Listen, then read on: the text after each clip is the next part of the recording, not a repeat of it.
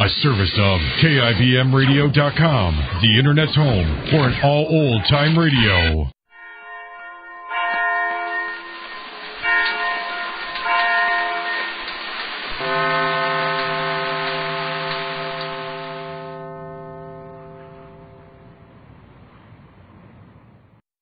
Kroger Tender Ray Beef.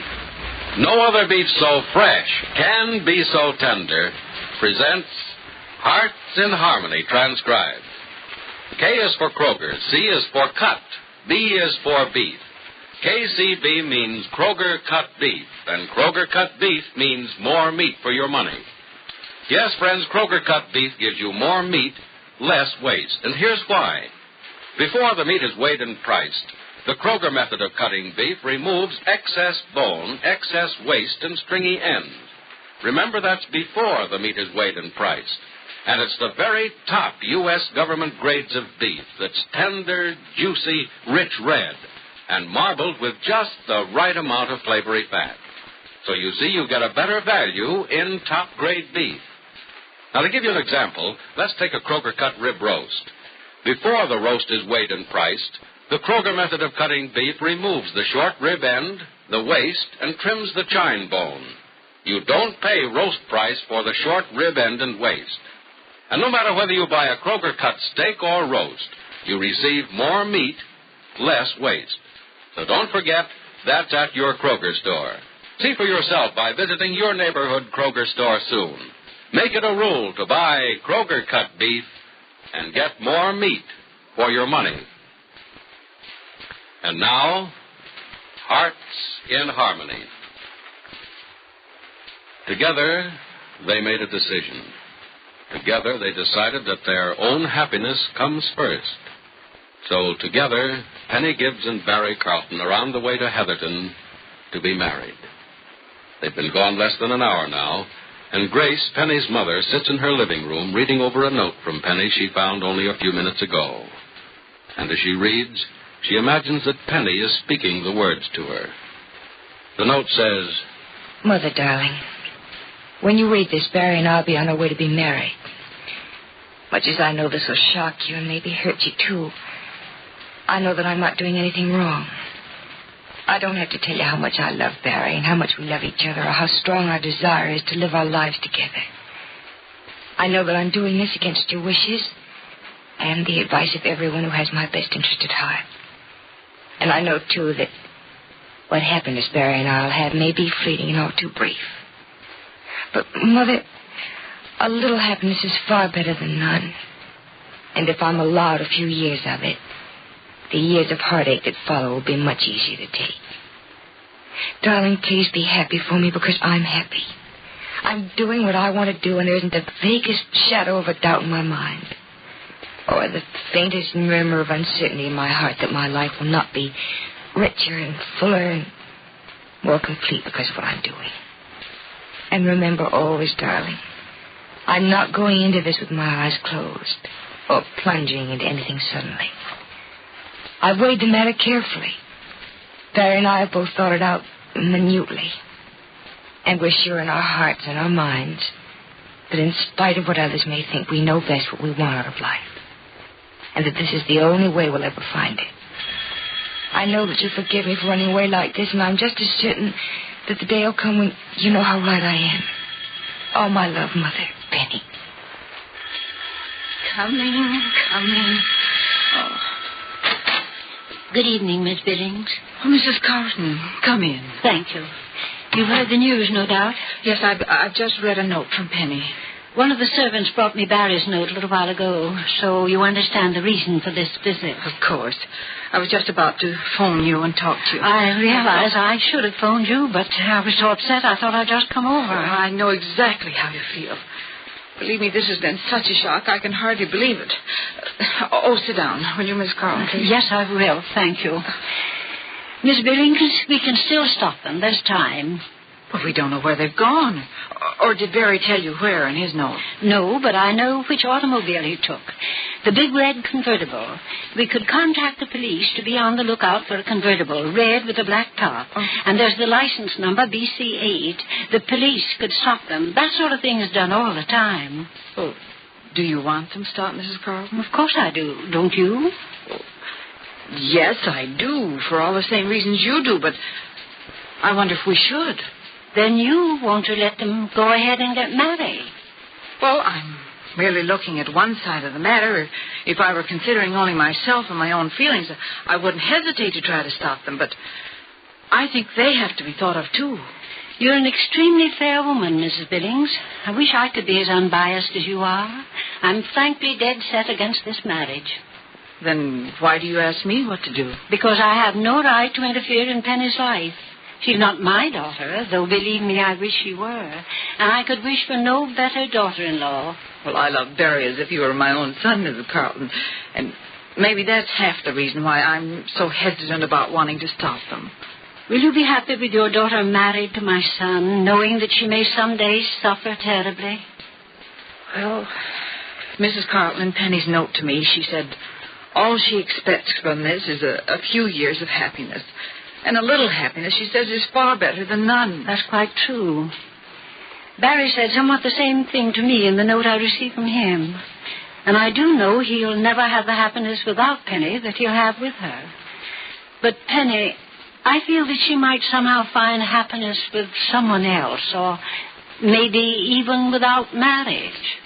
Well, I wonder about that, Mrs. Carlton. It's easy for us to say that Penny can be happy with something else or someone else. But how are we to know? And who are we to tell her where her happiness lies? That's something she has to decide for herself. And something she has decided for herself. I do know Barry didn't talk her into this. Oh, I doubt if he could if he'd tried. Mrs. Carlton, how really unhappy would you be to see them married? No more unhappy than I have been since the time they learned it was unwise to marry. But they'll be happier married than not, won't they? They think so. Oh, do you? I'm not sure. Believe me, that's my only reason for wanting to interfere. I have no desire whatsoever to stand in the way of their happiness, and I know you feel the same way. You know I do. What alternative do we have, then? Should we let them go ahead and marry, or should we try to prevent it? Or at least cause some delay until we can talk to them? Oh, Mrs. Carlton, we'll never keep them from being in love with each other. They're sensible and thoughtful young people, though, Miss Billings. We can make them give each other up for our sakes. Why, it isn't right to ask them to do anything for our sakes. That would be our point of argument only. Actually, it would be for their sakes, not ours. Oh, that's the point about which I have so many doubts. We're being far more just to see them married and offer our blessings. Well, the more I think of it, the more I'm inclined to believe that. I'm trying to have an open mind in the matter. I'm not doing so well at it, but you strengthen my beliefs with your own. Well, I don't want to influence you any more than I want to influence them. I can hardly be persuaded to do or think anything that I don't want to do or think. If I'm nothing else, I'm stubborn. If you've done anything at all, you've made me look at things from Penny's and Barry's point of view more closely than before. If you don't disagree, I'm of a mind to let them go ahead and be married. Well, I want to see them get whatever happiness they can. Then you agree with me? I agree with anything you say. I say let them marry. It's just what they want. We had some of what we wanted out of life. Why shouldn't they? I'm glad you feel that way. I'm relieved to feel this way. I was in a terrible dither about it when I came in. I feel much better now. I like the decision. I do, too. I wish we hadn't been against it all this time. We might have known they'd marry sooner or later, and I've always looked forward to seeing Penny married. I had ambitious plans for my son's wedding. But then plans don't always work out, do they? Oh, we shouldn't complain. They're doing what they want. And perhaps what's best, too, under the circumstances. I, for one, am going to forget the circumstances forever, Miss Billings. Penny and Barry are obviously going to ignore the threat of unhappiness in the future. I think you and I should show the same courage. It's as good as forgotten, Mrs. Carlton. And God bless them both. I wonder where they are now. They must know we're talking about them and wondering. No doubt they're far from here by now. Maybe they're already married and on their way back or starting out on a honeymoon. Well, wherever they are, we can be sure of one thing, Mrs. Carlton. They're both completely happy. Yes, we know they're happy. But I do hope Barry isn't so elated he drives too fast. Whenever he takes the red convertible, he drives fast. I've never liked that automobile for that.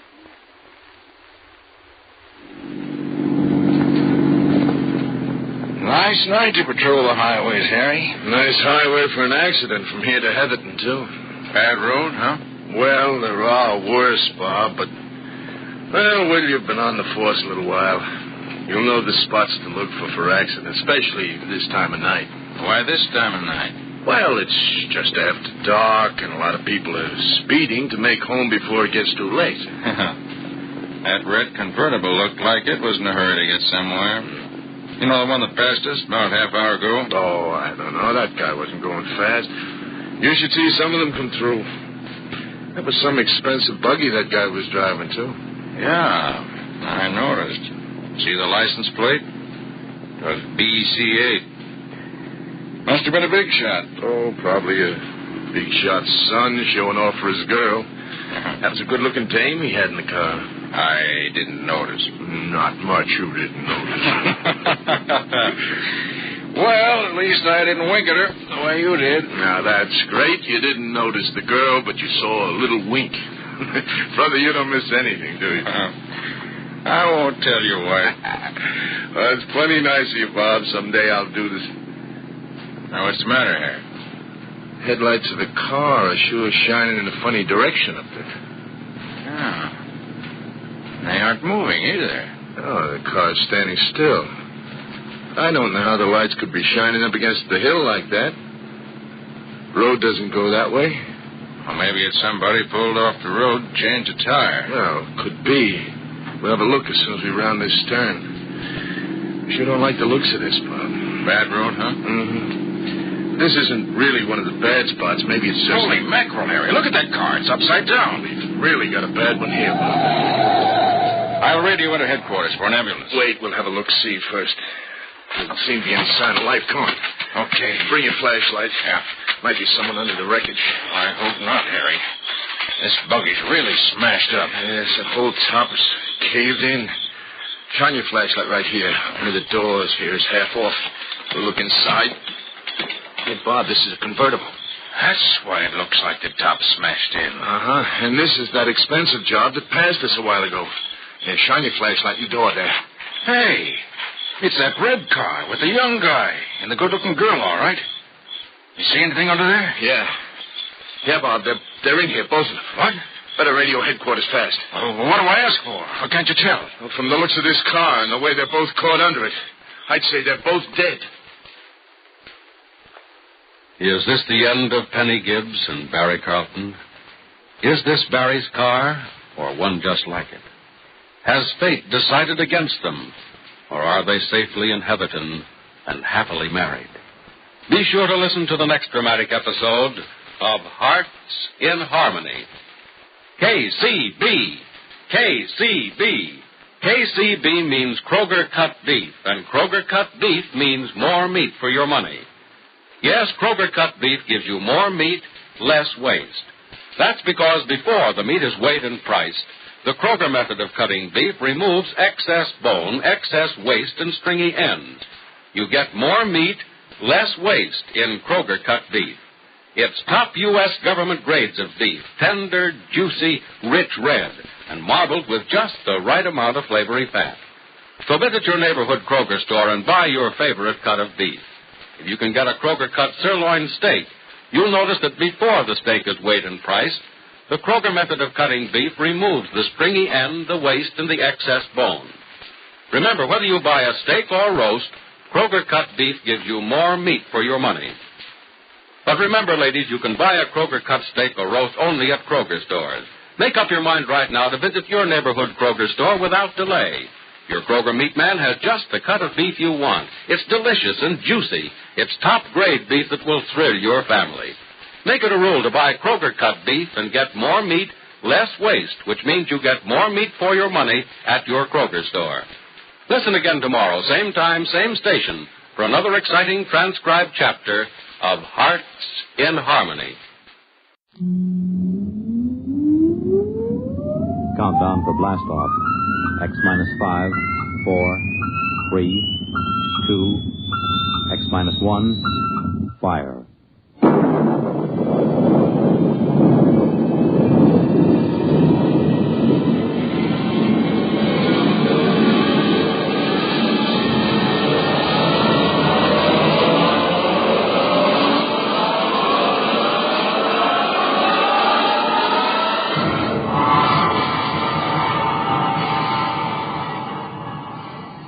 From the far horizons of the unknown come tales of new dimensions in time and space. These are stories of the future, adventures in which you'll live in a million, could be years, on 1,000 maybe worlds. The National Broadcasting Company, in cooperation with Galaxy Science Fiction Magazine, presents X minus 1.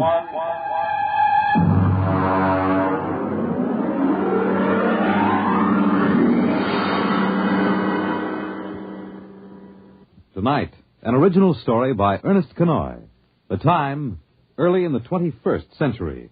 The story, Martian Sam. The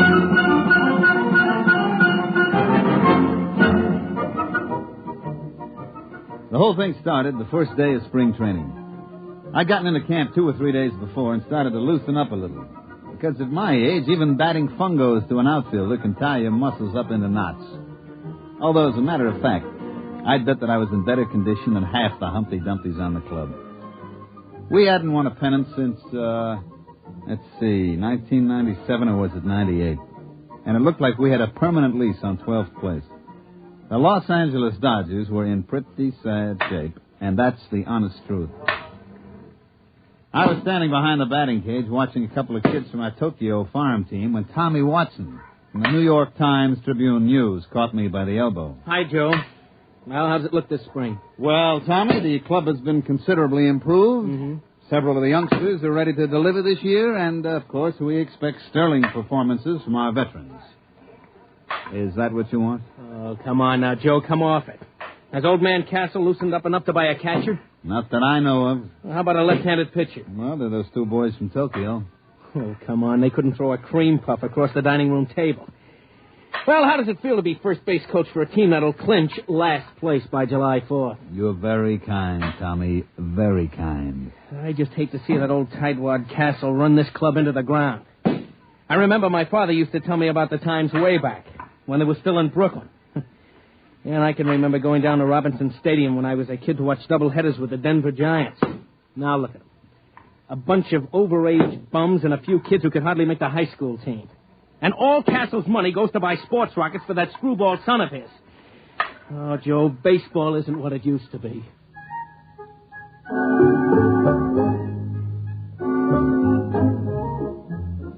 The sad truth of the matter was that Tommy was putting it mild.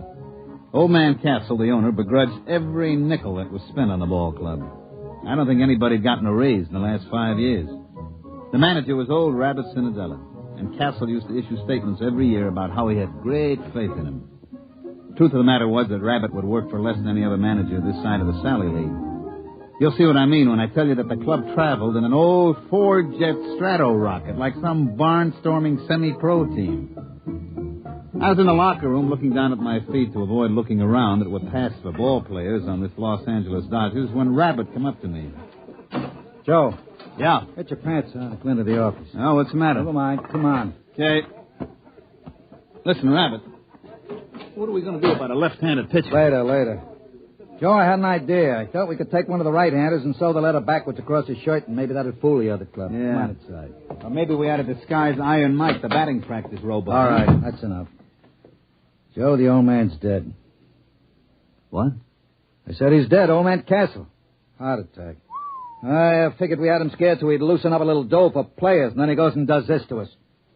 Can't trust nobody. Well, who gets the club? His son. What, you mean Whistling Willie Castle, the Jetstream playboy? That's who. But he doesn't know anything about a ball club. He doesn't have to. Old man Castle owns 72% of the stock. And it all goes to Willie. Well, what's going to happen? Beats me. Probably sell us all out and buy a new rocket. Is he here? It was in the Earth-Moon small boat race when it happened. They got a message to him when he hit the direct beam off Lunaport. He could have landed and taken the shuttle back and made it in one day. But he was leading in the race, so he just kept going. He's due in a couple hours. You think you can get him to go for a left-handed pitcher? I don't know. We'll have to try.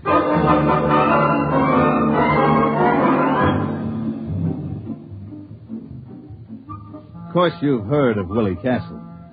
About once a year, he cracks up some expensive sports rocket or gets himself picked up in a survival suit by the IP, floating somewhere in an orbit around the moon.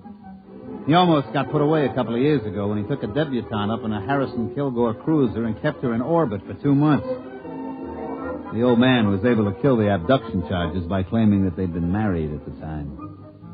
And one time when the old man had a couple of us up at the lodge he lives in during spring training, I saw the kid's room.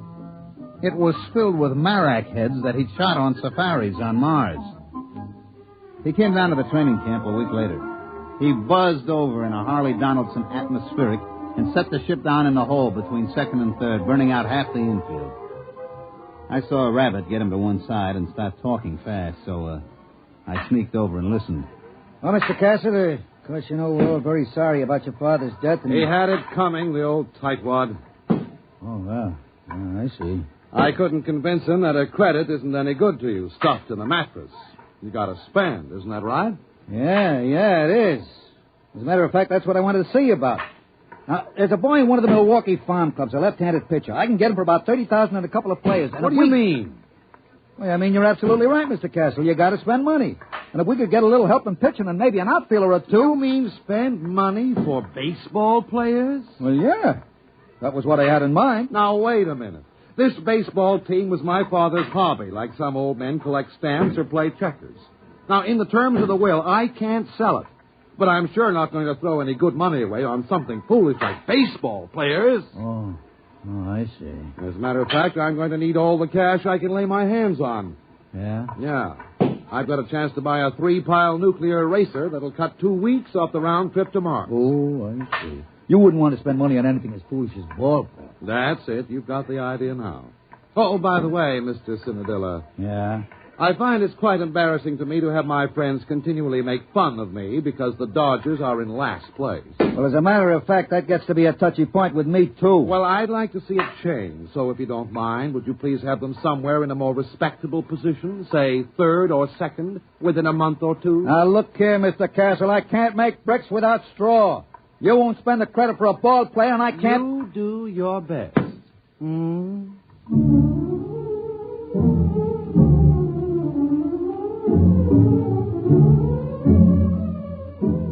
Well, after that interview with the new owner, Rabbit went out and tied one on, and I had to run the ball club for 2 days till we got him straightened out. But I can't say as I blamed him. We won one game in the Grapefruit League. We played the Jacksonville high school team and squeaked out a 13-12 victory. What the Yankees and Braves did to us, I'd rather not say. We opened the season at home, and a mediocre pitcher for Pittsburgh threw a no-hitter at us. Actually, that's not quite accurate. The truth is he just pitched, and we didn't hit anything. We lost 10 straight from opening day, and we didn't lose on the 11th day because it rained. Rabbit and me piled into his 97 copter and flew out to the Castle Estate up near Arrowhead. I was in pretty bad shape. For one thing, Rabbit's copter has a wobble, and I was feeling green around the gills by the time we dropped down on the port. Willie Castle was very excited by the time we finally got to see him. He was puttering around a whole mess of stuff piled up in the middle of the floor. Say, how do you like this? Isn't it exciting? Yeah. What is it? It's a Durgo stick. Oh, yeah, sure. And I use it in Mars in a game played between two villages. You see, all the men on one side line up, and then all the men on the other side try to knock them over with these sticks. Isn't it a beauty? Yeah. Look, Mr. Castle, I got to speak to you. We got to have a left-handed pitcher. Oh. You mean for the baseball team? Yeah, that's right, the baseball team. That's what we got to have a left-handed pitcher for. Yeah. Well, now, I can't really be bothered with details of that sort. I'm leaving for Mars in the morning. Oh, by the way, I haven't had a chance to look at the standings recently. How are we doing? Mr. Castle, we may well set them out on record for consecutive games lost. Now, look here. You told me you can't sell the club. And you said you get tired of your friends kidding you about being last. Well, take it from me, Mr. Castle, and I know. Unless we get some ball players on that club, it's going to be last for the next 22 years. Now, look here, Cinadilla, I know you can fire me, but I don't care who you hire as manager. Unless you get him a left-handed pitcher and a couple of other players, that club is going to stay last. Oh. Oh, well, then I'll see what I can do. Don't worry about it. What do you mean, don't worry about it? I got to go out there every day and try to make those bums go through the motions. Now, look, I really have to pack. And besides, I'm expecting a new shipment of equipment from Aberfitch and Comby. Now, just don't worry about it. I'll think of something. Goodbye.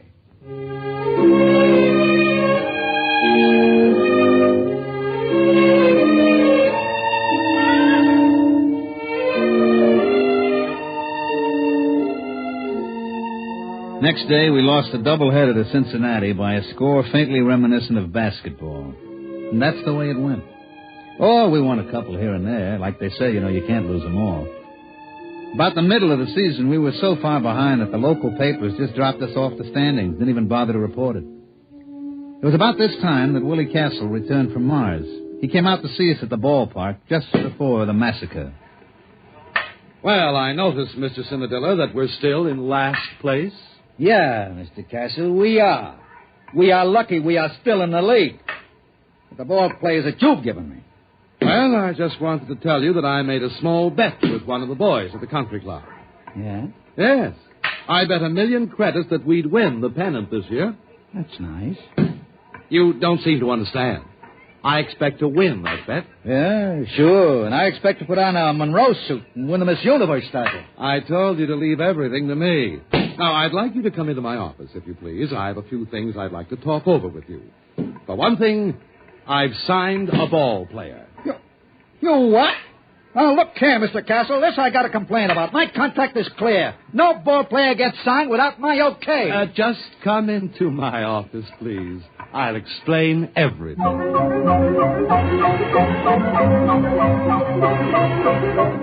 That night, when Rabbit went up to the plate to hand in the starting lineups, I could tell something was happening. For one thing, old Baldy Snuff, the umpire, was looking at the card like it was written in Arabic. All right, who's the pitcher? It's written right there in the card. Saramo Castro Perbaco. What's the matter, can't you read? Oh, come on now. You kidding? Is he Armenian? Nope. Martian. Martian? That's right. Martian.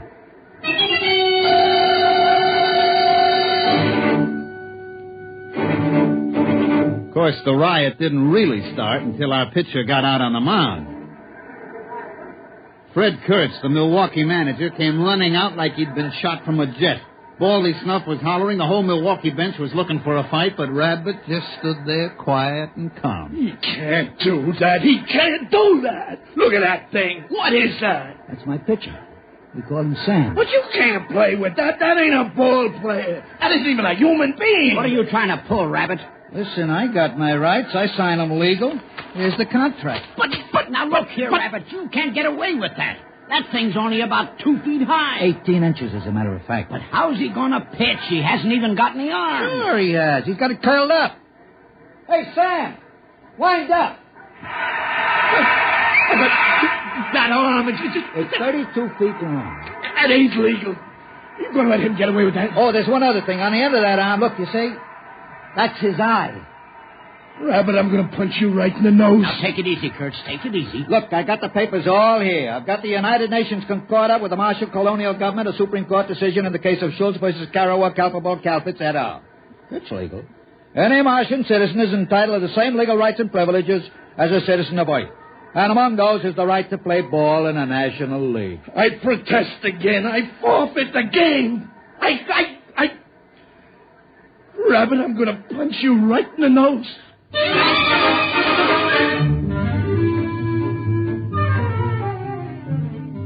a matter of fact, the game that night was postponed because of riot. The next morning, everybody met in the commissioner's office, and sure enough, it was legal.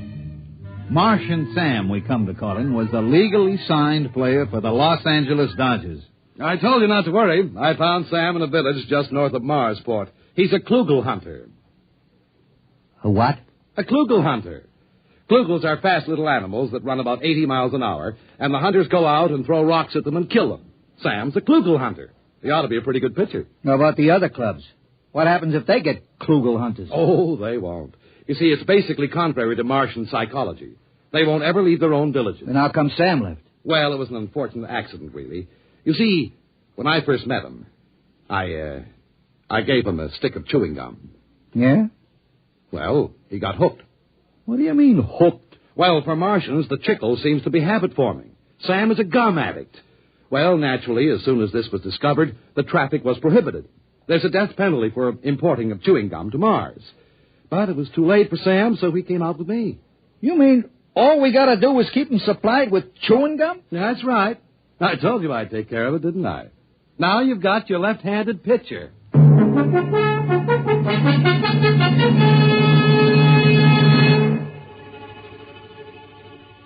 Sam pitched that night.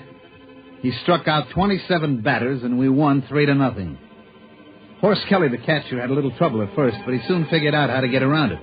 He'd just hold his mitt up and close his eyes, and when he heard a thunk, he'd reach in and pull the ball out and throw it back to Sam. You can imagine what it was like being a batter up there against Sam. Pitcher's mound is only 60 feet away from the plate as it is, and with Sam's 32-foot arm, well, we didn't lose the game the rest of the season.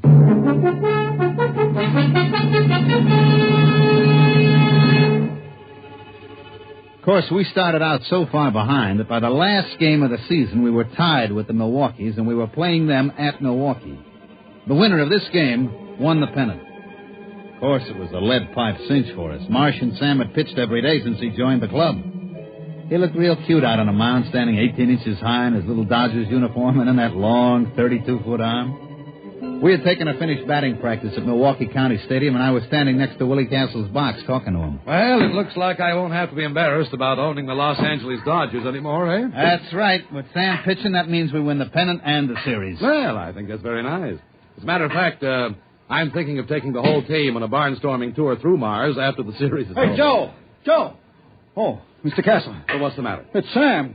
Well, what's the matter? Is anything wrong with him? Did he get his chewing gum? Yeah, he got his chewing gum, but he's just lying on the floor in the locker room moaning. He is? We better get a doctor. Yeah, and all those scales keep falling off him. Oh, no. What's the matter? I know what it is. What? It's the molting season. All the scales will fall off. It'll take him a week to grow new scales. But he can pitch, can't he? No, he can't. Any violent movement will bring on great pain. Well, there goes the ball game. Martian Sam can't pitch. We're dead.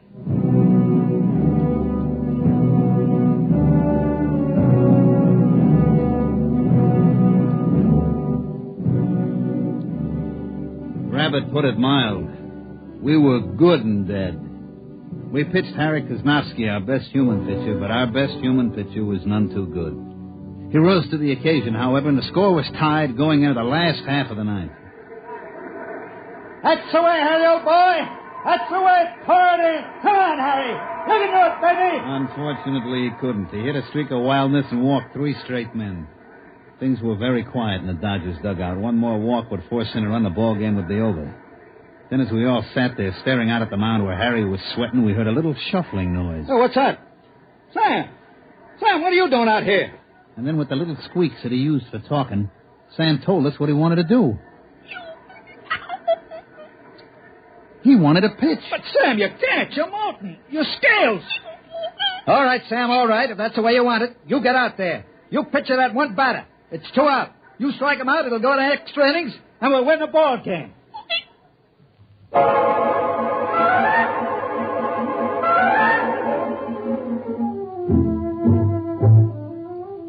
So Martian Sam trudged out to the pitcher's mound, his tiny legs lagging with great pain. You could just tell the little guy was hurting bad.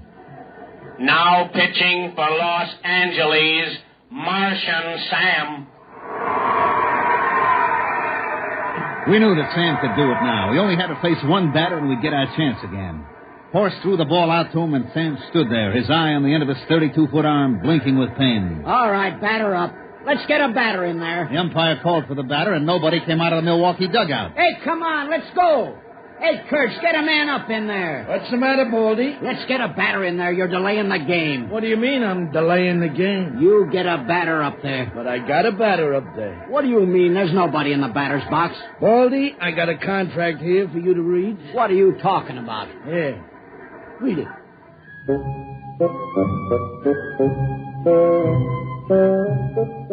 Well, of course, everybody knows what happened. The Milwaukee Braves had signed an intelligent virus from the moons of Jupiter. He was up there in the batter's box, but of course you couldn't see him without an electron microscope. He walked on 4 straight pitches, forcing in a run, and the Milwaukees won the pennant. But like I say, that's baseball. You can't win them all.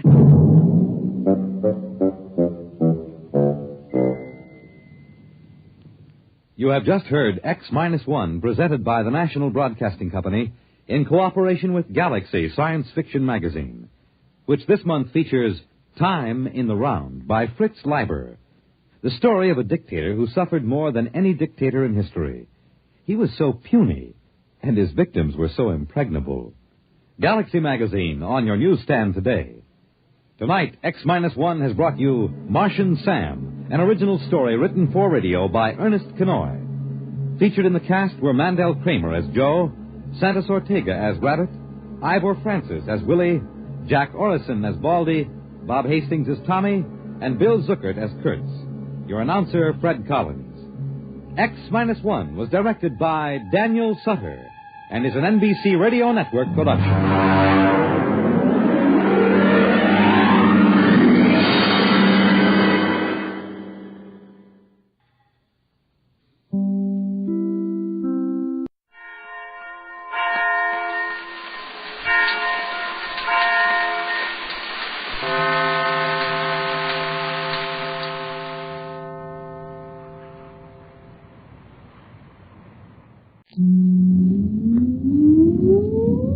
Countdown for blast off. X-5, 4, 3, 2, X-1, fire.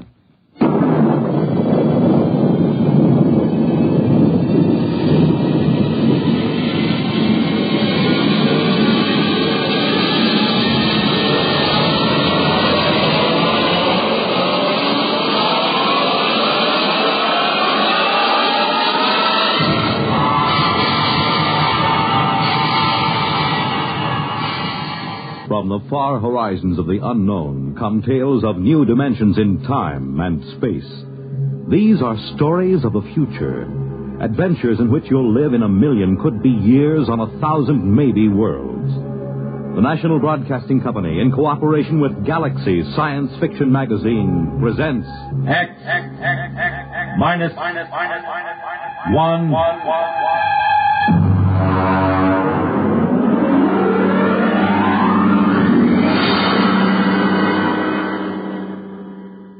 Tonight, Something for Nothing by Robert Sheckley.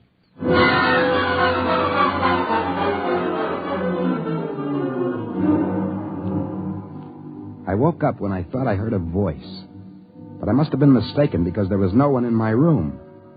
There was the same network of cracks in the muddy yellow ceiling and the same water dripping slowly and mournfully through from the roof. I'd seen it 100 times before. The worst room in a cheap hotel. But then, when I swung my feet onto the floor, I saw it. It was a machine on the floor. It hadn't been there when I went to sleep the night before. It was about 3 feet square, and it was humming softly. The crackled gray surface was featureless, except for a red button in one corner and a brass plate in the center. I leaned in closer and read the marking. Class A Utilizer, Series AA1256432.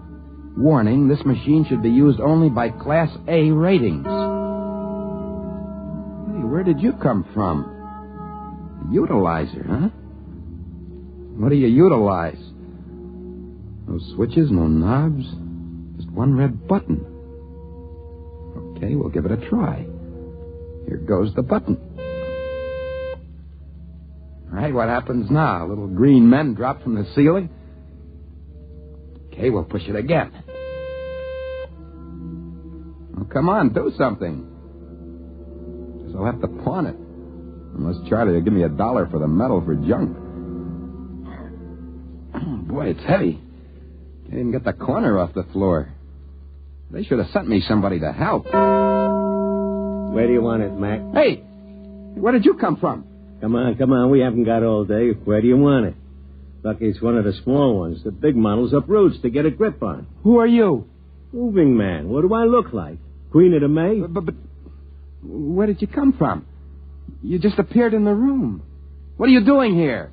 I'm from the Power Vinyl Movers Incorporated, and I came because you wanted movers. That's why. Now, where do you want it? Well, I don't know. I'm not sure. Look, you go away. I'll call for you later. Okay, Mac. It's your problem. Utilizer, huh? Utilizer. Well, I don't know where you came from, but I know what you are. You're a wishing machine.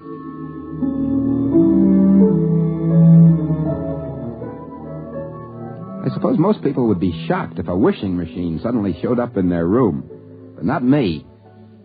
Most of my life has been spent wishing, hoping, praying that something marvelous would happen to me. In high school, I dreamed of waking up some morning with an ability to know my homework without having to do it. In the Army, I used to wish for some witch to change my orders, put me in charge of the day room instead of forcing me to do close-order drill like everyone else. Out of the Army, I avoided work. You see, I'm kind of psychologically unsuited for it.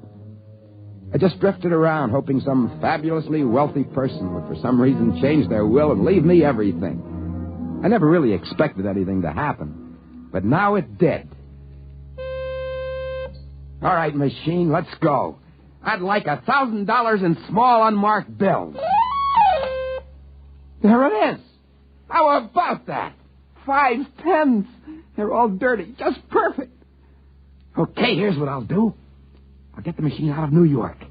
Maybe upstate someplace where I won't be bothered by nosy neighbors. I got a lot of problems on the income tax with this sort of thing. Well, maybe I get organized and I'll go to Central America. Hey, what's happening? There's a hole opening up in the wall. What? Somebody's trying to get through to me. The owner of the machine, he's trying to get it back. That hole's getting bigger. Hey, utilizer! Protect me! Sanisar Leak Temporal Wall Protection Service. What can I do for you? That man coming through the wall, get rid of him. Get rid of him. He's almost through. Oh, take it easy now. There's plenty of time. Let me see. Where did I put that unit? There's his head. Wait a minute. You don't understand. Oh, wait. Well, that takes care of him. Anything else? Did you kill him? Of course not. I just veered him back through his glommage. He won't try that way again. Well, you mean he'll try some other way? It's possible. He could attempt a microtransfer or even animation. Say, this is your utilizer, isn't it? Of course. Sure it is, of course. Then you're an A rating? Naturally. If I wasn't, what would I be doing with a utilizer? Oh, no offense. Just being friendly. Well, how you A's get around. I suppose you've come back here to do a history book. Well, I'm really not permitted to say. You understand, don't you? Oh, of course. I'll be on my way. One call after another, night and day. I'd be better off in a quarry. Bye.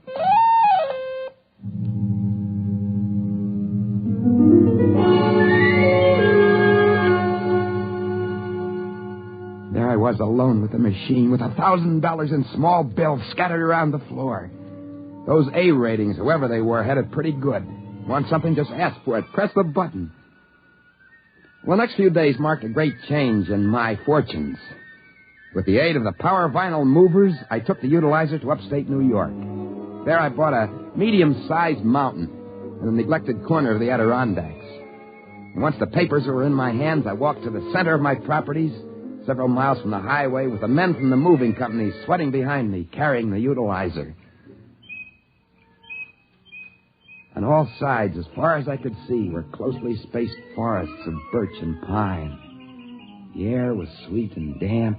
Birds were chirping merrily in the treetops. An occasional squirrel darted by. I always loved nature. This would be the perfect spot to build a large, impressive house with swimming pool, tennis courts, and possibly a small airport. So I pushed the button. Yes, sir. Can I be of service? I want a house. Well, yes, sir, but you really must be more specific. Do you want something classic, like a bungalow, ranch, split-level, mansion, castle, or palace? Or primitive, like an igloo or hut? Since you're an A, you could have something up to the minute, like a semi-face, an extended view, or a sunken miniature. I don't know. What do you suggest? A small mansion. They usually start with that. They do? Oh, yes. Later, they move to a warm climate and build a palace. Shall we start immediately? Oh, yeah, sure. Fine. Start immediately.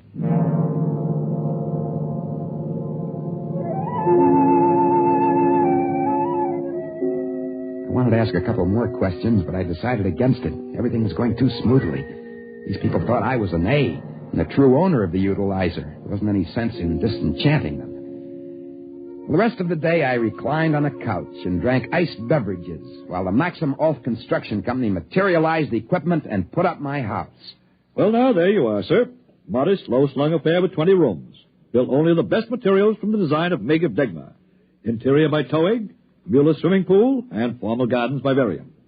It's really the latest thing. With your permission, we'll include a complete layout on it in Galactic House and Gardens.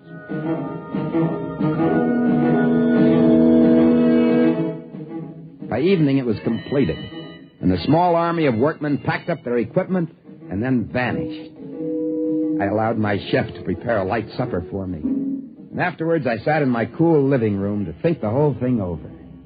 In front of me, humming gently, sat the utilizer. I ordered cigars. Havana. I wonder what's behind it all. Of course, it can't be supernatural. There are no demons or devils in this. My house was built by regular, ordinary human beings. They swore and laughed and cursed like human beings. The utilizer was simply a scientific gadget, which worked on principles that I didn't understand or care to understand. Could it have come from another planet? Not likely. They wouldn't have learned English just for me. And so I decided that the utilizer must have come from the Earth's future. But how? Well, accidents will happen. Why couldn't the utilizer have just slipped back into the past and ended up in my room? What a wonderful future it must be. Wishing machines. How marvelously civilized. All a person has to do is think of something, presto, and there it is. Of course, I had to watch my step. There was still the owner and the rest of the A's. They'd probably try to take the machine away from me. A sudden movement caught my eye. I looked up. The utilizer was quivering. As I walked towards it, a faint mist of steam came out of it. Must be overheating, maybe a bucket of water. Then I noticed it was becoming smaller. It was no more than 2 feet square and shrinking before my eyes. The owner, perhaps the A's, are causing a micro-transfer that Leak had talked about. I had to do something quickly. I pushed the button. Leak Protection Service. Well, now look here. I was on my way to the golf course. Must I be disturbed every time? Do something. Look at it. It's shrinking. It's getting smaller. It's getting hot. Do something. Well, there's nothing I can do. Temporal wall is all I'm licensed for. You want the micro-control people. Bye. Wait a minute. Come back. It's getting hot. It's getting smaller. I'll press the button again. Micro-control. With whom do you wish to make an appointment? Get me help fast. Look, the utilizer is growing smaller. They're micro-transferring it. Well, Mr. Vergnan is out to lunch. He's disowned himself. I can't reach him. Well, who can you reach? Well, Mr. Vierce is in the D continuum, and Mr. Elgis is doing field work in Paleontic Europe. If you're really in a rush, maybe transfer point control. They're a smaller unit. All right. Transfer point control. Ow! That button's hot. I gotta push it. Gotta push that button. Transfer point control. Well, what can I do for you? Just a minute. I'll take care of that. There you are. Got just in time, didn't I? Ain't fancy, but we're all reliable. My hand, my finger, it's burned. Can you do something? Who, me? Nope, not my department. Do one thing, do it well, I always say. Bye. My finger, it's burned. Push the button again. Now fix me up. Fix my finger. That's better. Much better.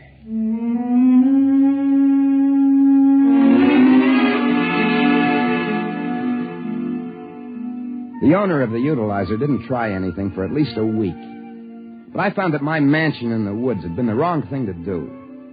I had to hire a platoon of guards to keep away sightseers, and hunters insisted on camping in my formal gardens. Also, the Bureau of Internal Revenue began to take a lively interest in my affairs. And so with the aid of the Power Vinyl Movers and the Maxima Ulf Construction Company and the Jankston Instantaneous Travel Bureau, and a good deal of money placed in the proper hands, I moved to a small Central American republic. And there, since the climate was warmer and the income tax non-existent, I built a large, airy, ostentatious palace.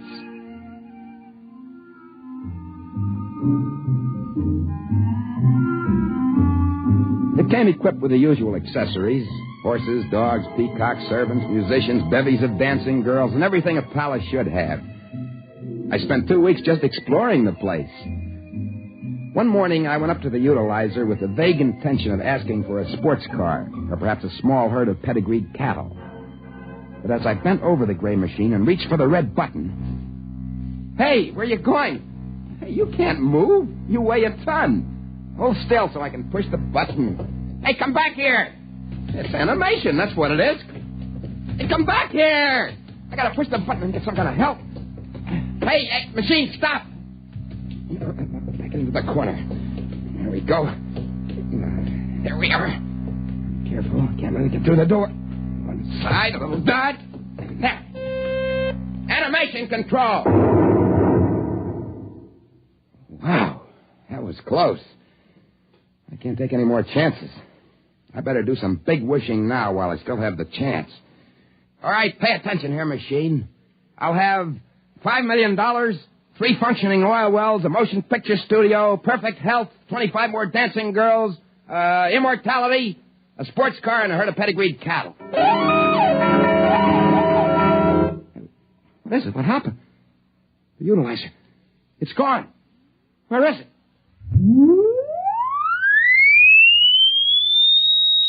Wait a minute. What happened to me? I'm gone, too. Where am I?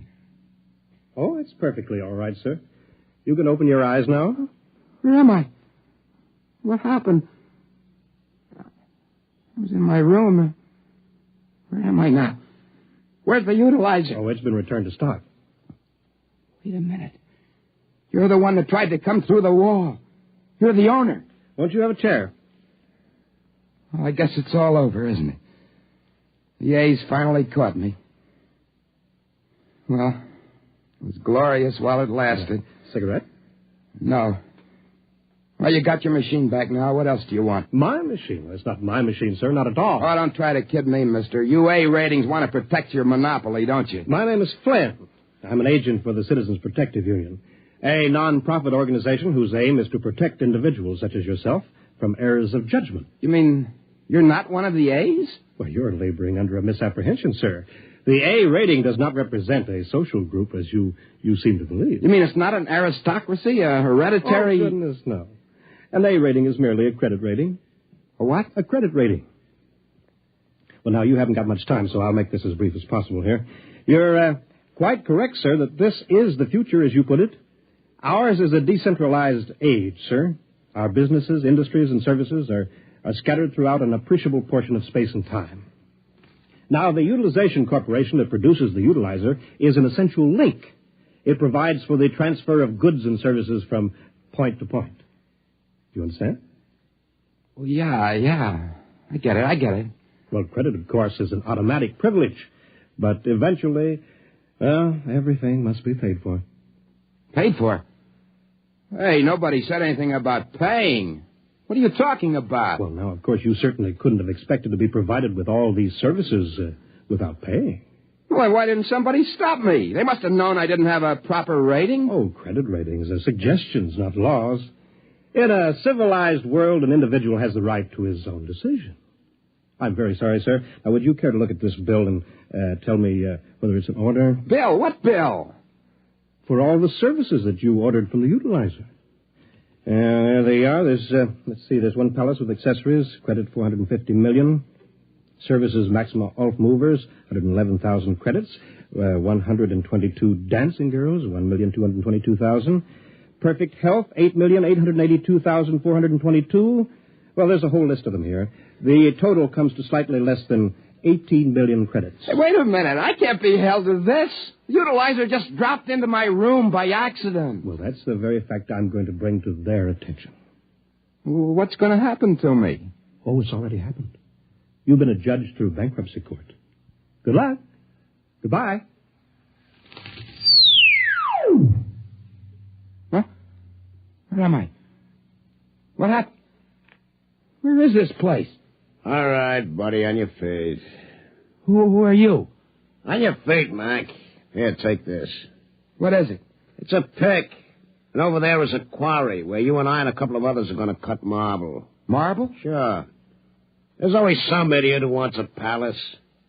You better get working now, boy. They'll hand you a touch of that electronic whip. What do you mean? You'll find out. You can call me Jang. We'll be together for some time. How long? You work it out.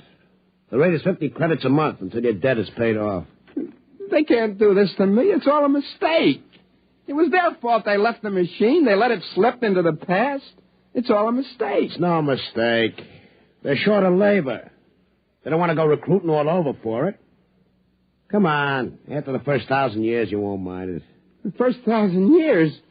I won't live that long. Sure you will. You got immortality, didn't you? Oh, that's right. That's right. I wished for it just before they took back the machine. Sure you did. Hey, wait a minute. That bill that Flynn showed me. I didn't see immortality on that bill.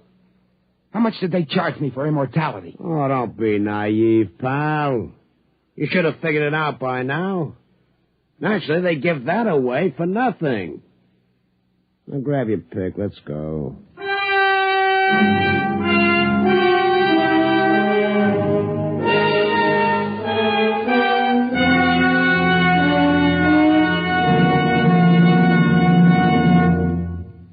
You have just heard X-1, presented by the National Broadcasting Company in cooperation with Galaxy Science Fiction Magazine, which this month features Founding Father by Clifford D. Simak, the story of a man whose job was to be first in the hearts of his countrymen, if he ever managed to find them. Galaxy Magazine, on your newsstand today. Tonight, X-1 has brought you Something for Nothing, a story from the pages of Galaxy written by Robert Sheckley and adapted for radio by Ernest Kenoy. Featured in our cast were Joseph Julian as Joe, with Danny Acco, Jock McGregor, John Gibson, Wendell Holmes, Ralph Bell, and Karen Ford.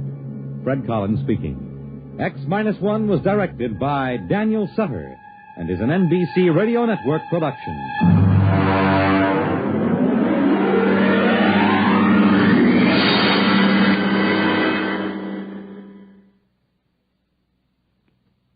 Scanning the globe ever watchful, the NBC Radio News Department maintains a 24-hour vigil on the world. From the UN, from Washington, from the Middle East, NBC Radio newsmen are on the beam, reporting the news from where it happens, as it happens. Every minute of the day, news streams into the NBC newsroom, is sifted and evaluated. Every 60 minutes, the most important stories are broadcast to you by top commentators like Chet Huntley, David Brinkley, and Alex Dreyer on News on the Hour. And when the hot stories break, you get them in a flash on Hotline. It's like having a seat in the NBC Radio newsroom. Listen for News on the Hour and the exclusive Hotline service all day, every day on most of these stations.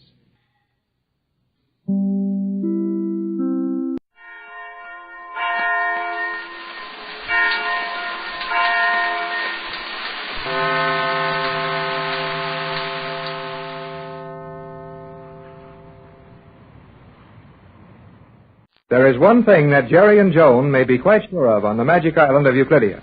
No matter what part of this artificial island in the South Pacific they visit, they're going to get action of some kind. When Captain Bradford was put to sleep by a ray gun in their prison cells, and Mrs. Gregory offered to remain with the captain until he recovered, it was decided that Jerry and Joan should go alone on a tour of as much of the island as they were allowed to reach. Their friend, the Euclidean girl submarine commander, has just left them in a tiny storage closet on the 9th level below the surface. And, as there is no echo heard, Jerry and Joan feel safe in talking the situation over. Oh, all right, then. All right. I'm right. Very well, Jerry. You are correct. I said that girl submarine commander was a friend of ours, didn't I? You did? And she just now helped us out a lot, didn't she? How? By telling us we had 3 days to plan what we were going to do about escaping from this place. Her assistance would have been more valuable had she offered a plan of escape. Oh, sure. And she could have been a real help if she'd dug up a magic carpet and had us all back in Hollywood in 10 minutes. Well, you ought to be blamed grateful for what she did tell us. Why, in 3 days we can do a whole lot. And we'd better start right now. Do you have a plan? Yeah. Keep moving. Standing still's no good. Then let us go at once. Have you got any idea what the directions are down here? No, Jerry. Sections of the island may be revolved, and as you know, the entire island has been moved. It is quite impossible to determine any direction. Okay, Joan. We'll just get out in the hall and start. We may speak freely without fear of detection as long as our voices remain normal in tone. But when they get that funny hollow sound, Euclideans are listening to us, huh? That is right. Then let's remember that, and when our voices start jumping back at us out of the walls, quit talking.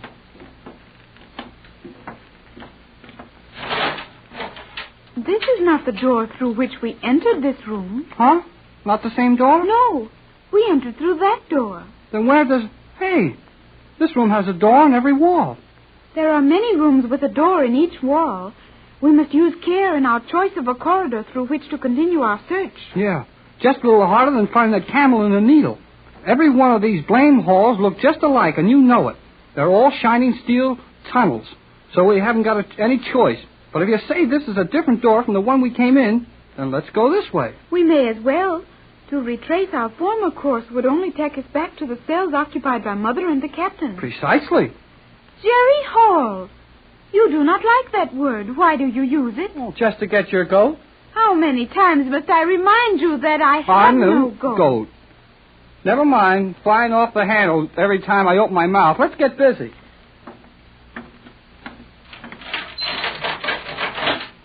I have no idea where this will lead us. Well, just so we go someplace and learn something. There's so much I don't know about this island that it makes no difference where I start in learning.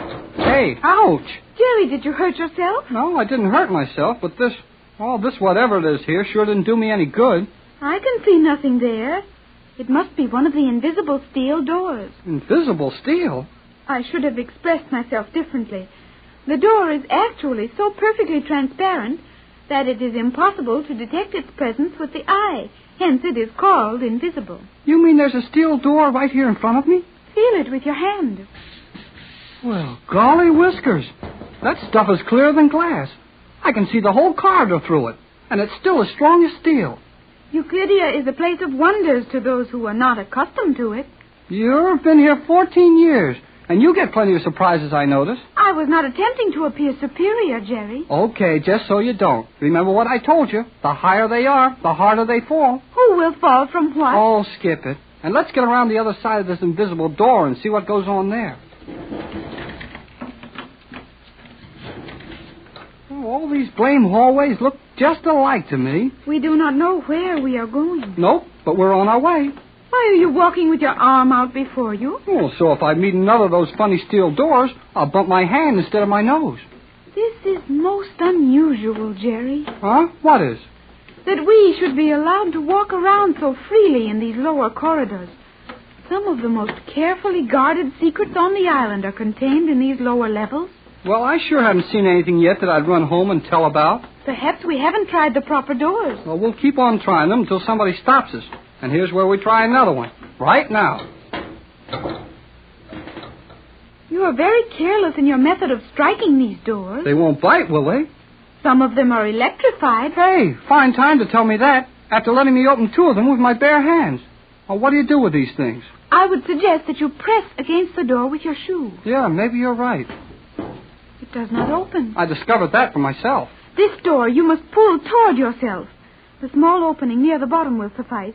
Use the toe of your shoe. You do see things at that, don't you?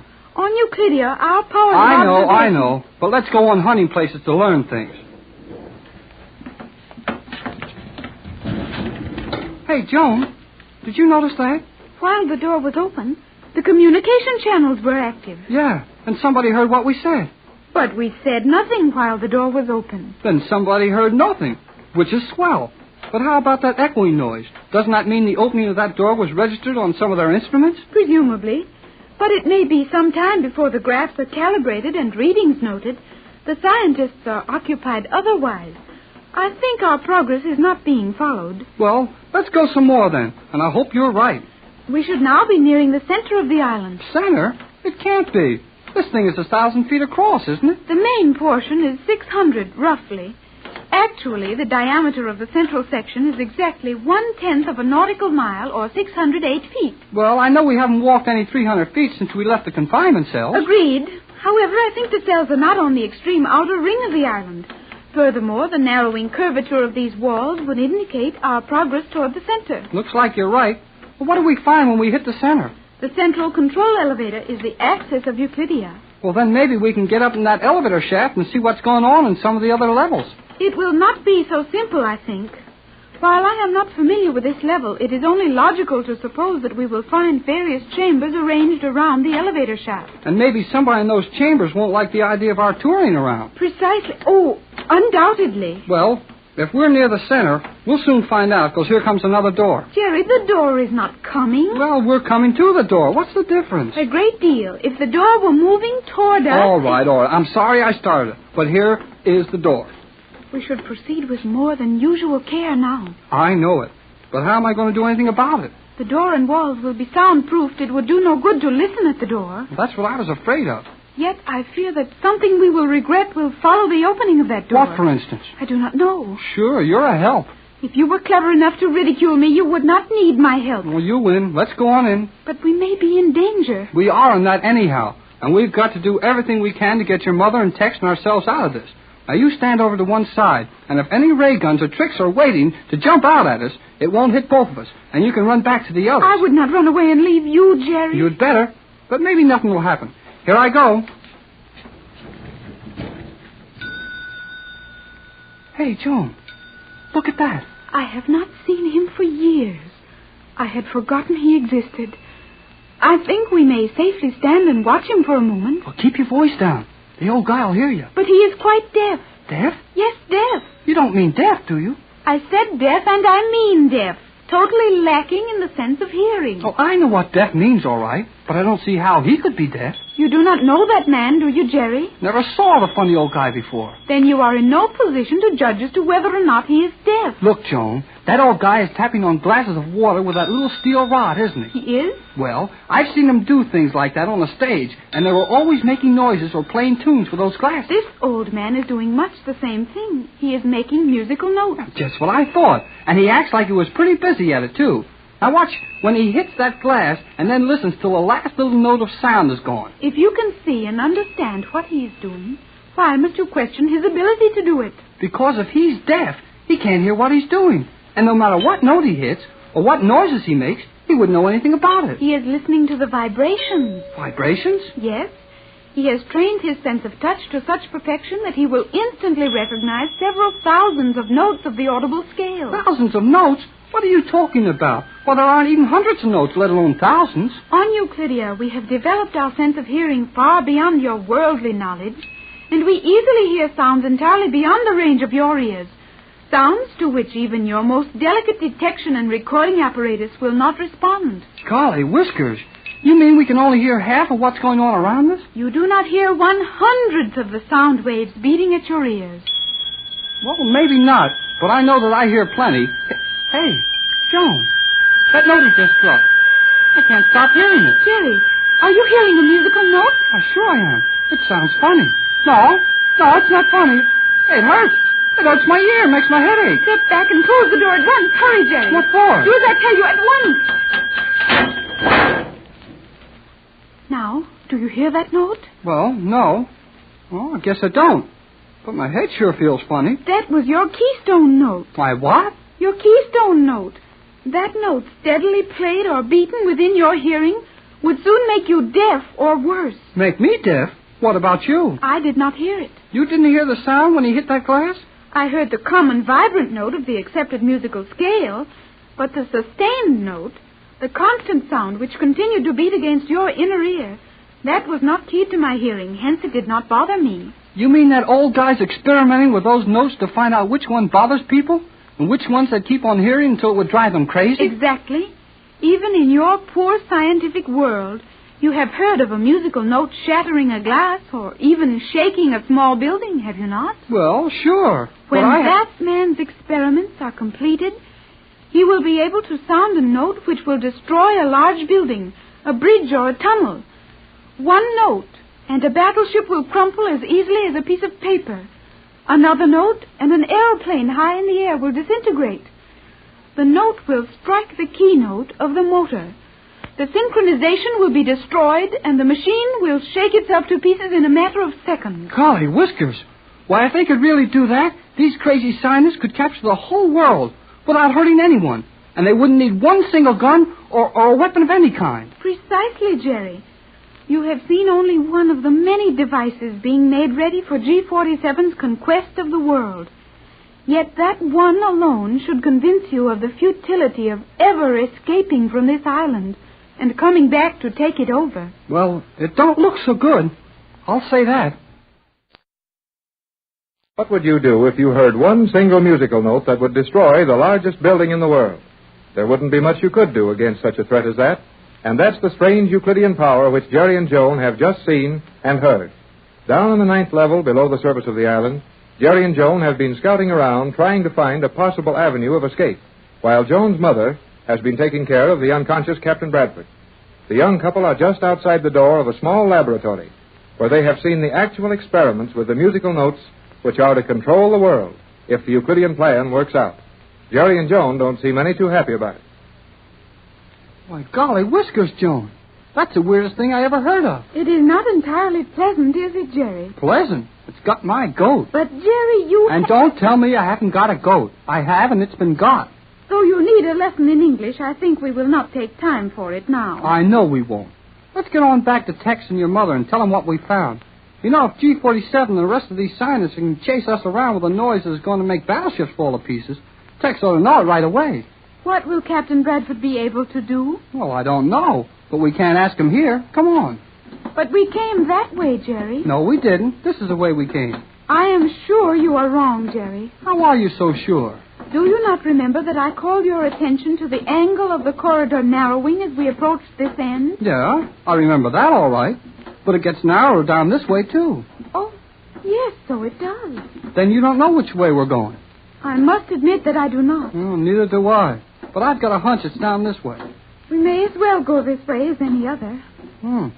Now, what do we do? Doors. Doors all around us. I know we never passed that many doors all in one bunch. Remember that sections of this island may be rotated. If the corridor we traversed before was north and south, it is quite possibly running east and west now. That's why this blame island makes me tired. Nothing stands still long enough for you to figure it out. Whoever heard of a tunnel running all over the place? Fine thing, that is. Wouldn't some of our railroad engineers back home get a surprise to find their tunnels turned around? Boy, that would be something, wouldn't it? Imagine starting through a tunnel in Canada, Rocky Mountains, and coming out in Mexico. That is ridiculous, beside the problem, none of our concern, and impossible. Oh, you don't like it much? I do not. Then I'll put the tunnel back where it belongs and we'll walk some more. We will soon have to make a choice of doors, Jerry. Well, I like that one over there. It's already open. It was not open a moment ago. Well, it is now. Then someone must be in there. Yeah, maybe you're right.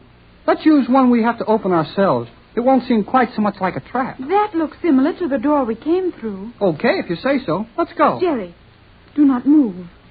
That door is opening also. Yeah, I see it is. This thing is beginning to get spooky. I think we may safely use any of these doors. But even if they keep opening up like this? Yes. I have seen doors like these open on the other levels.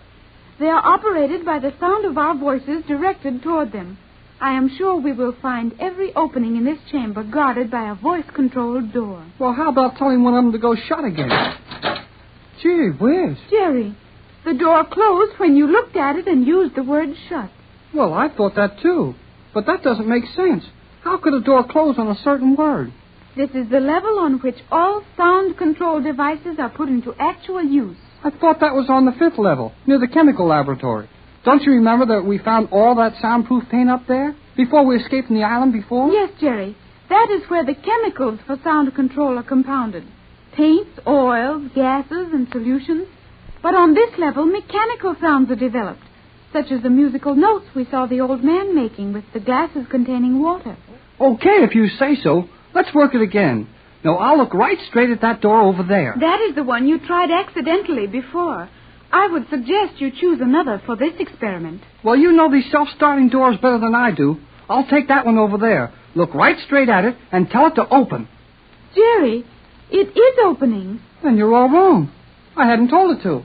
Do not lose your head, Jerry. Remember what G47 told you. There is no magic here. Euclidia is a land of fact. You used the word open when you spoke. Golly. Hey, maybe you're right. Well, I'll try the same door on the word shut. You see? Yeah, I see. It's about all I can stand. Which door do you think we should go through? Oh, that one that stays shut over there. Let's see if we can open it by talking. Hey, there it goes. You used the word open. Well, let's get through it before it changes its mind. We are entering another chamber such as that We might as well be on a merry-go-round. What is a merry-go-round? Oh, I'm too busy to tell you now, but it goes around and around and you don't get any place. Now, let's see if we have to turn around and talk straight at that door or if it can keep our backs to it. I think the voice must be directed. Well, we'll see. Shut. Go on. Shut. No good. I will try looking directly at the door. Shut. Joan, if we ever get off this island, I'm going to write a book about it. I will help you. Yeah, but first, how about a little help finding those jail cells we were in? I am anxious to see Mother and the captain. Yeah, me too. I'd rather be locked up with them than running around here loose by ourselves. Are you afraid, Jerry? No, but I could be mighty easy. Hey, where did that come from? Another door closed. Well, let's open one. Open. Open. Open. You must direct your voice at the door. I did. Well, I'll try another one. This one right here. Open. Open. Hey, open. That is most unusual. Yeah, it's also not so good. Maybe I can open one by hand. Oh, Jerry, I do not like this. Oh, steady, Joan. It may be all right. I'll try another one.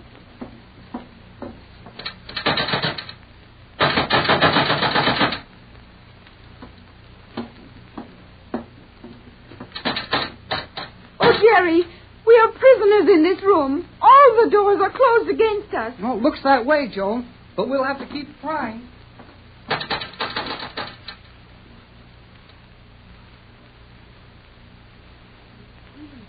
Where they were, I would still feel that they'd been gone far too long. After all, they're only youngsters, Tex, and we're responsible for them. I know that, Pat, and I can understand how you feel, but the question is, would we be helping them by starting out to look for them? How could we be doing anything else? We haven't the least idea where they are, or where we are. And if we go out looking for them and miss them, what are they going to think when we aren't here when they get back? Yes, I suppose you're right, Tex. But you're not able to start out walking just after recovering from that sleep-producing ray? But I can't sit here much longer. Well, I suppose we'll help them just as much by moving as by sitting still. They're no more afraid of this place than we are. Let's go, Pat. Oh, are you sure you're equal to it, dear? I'm equal to anything when you're concerned, Pat. You always have been. And I haven't been very appreciative lately. But one of these days, when this is all over... I know, Pat, and don't worry about that now. The most important thing is to find those kids and get ourselves organized around here. You're quite sure it won't be too much for you? Oh, I'm all right. That ray gun didn't do anything but put me to sleep. Maybe a little dopey for a while, but if you do the thinking, I can at least tag along behind you. Have you any idea where we are? Not the slightest.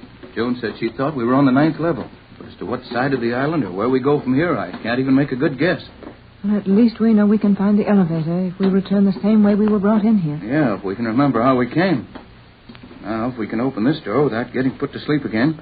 Jerry and Joan went out without trouble. Joan's theory was that the ray gun had been set to fire only one shot when the door was opened, predicated on the belief that one shot would discourage any further attempts to leave. Well, let's hope she was right. How about that water? Well, the corridor was dry when they left. Okay, then here goes. Well, nothing happens. Here we go.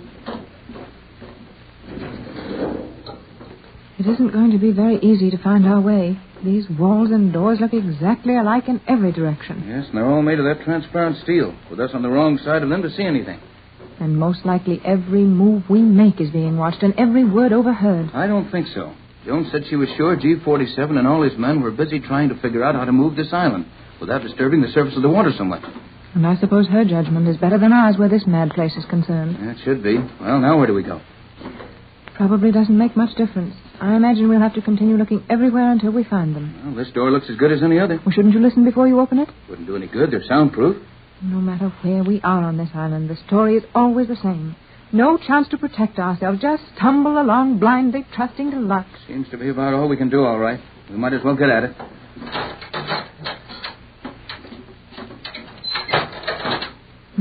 Now we are in a quandary. We sure are. A 6-sided room with 6 doors leading out of it.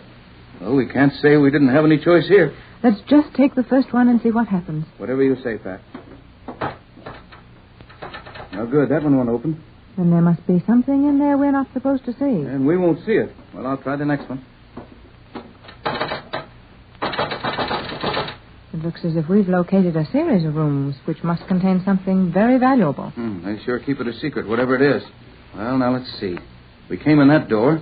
We've tried these 2. That leaves 3 over there. Suppose you take one of them, Pat. That'll save time. All right. I can't move this one. Same trouble over here. Well, that leaves only 1. Oh, I wonder if we should try this last door. Why not? Oh, I'm beginning to feel terribly nervous, Tex. We've been left alone so long that it just doesn't seem reasonable.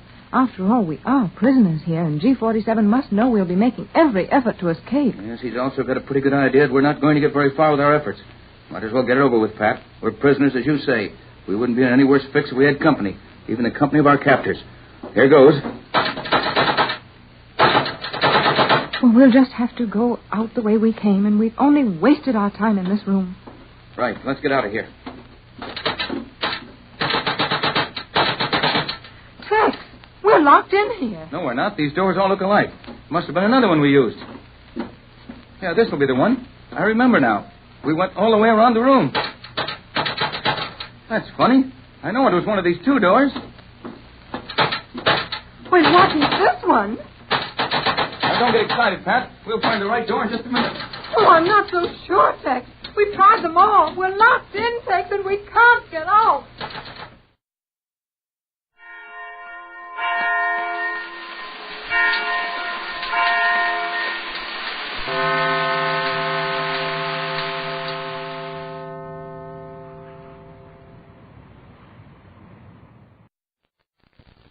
The program you are about to hear is fiction, science fiction. We make no guarantees, however, how long it will remain fiction. Exploring tomorrow.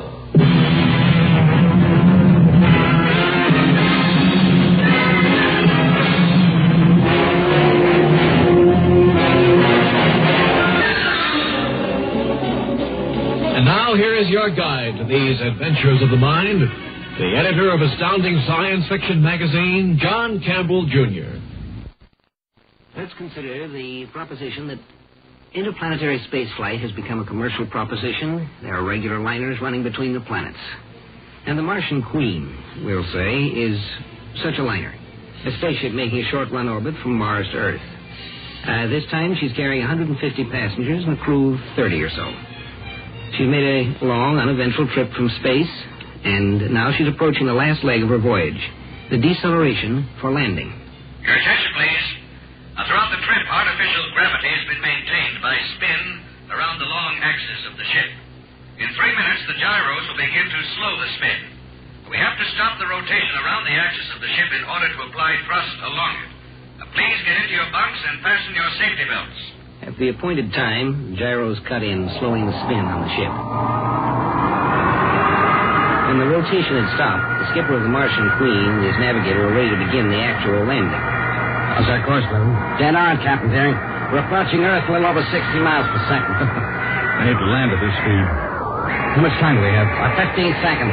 The rocket tubes are aligned properly with respect to Earth. The timer is set. Ready? Strapped in and ready. Keep her on automatic till the last 5,000 feet. I'll bring her down from there manually. Right, sir. There she goes.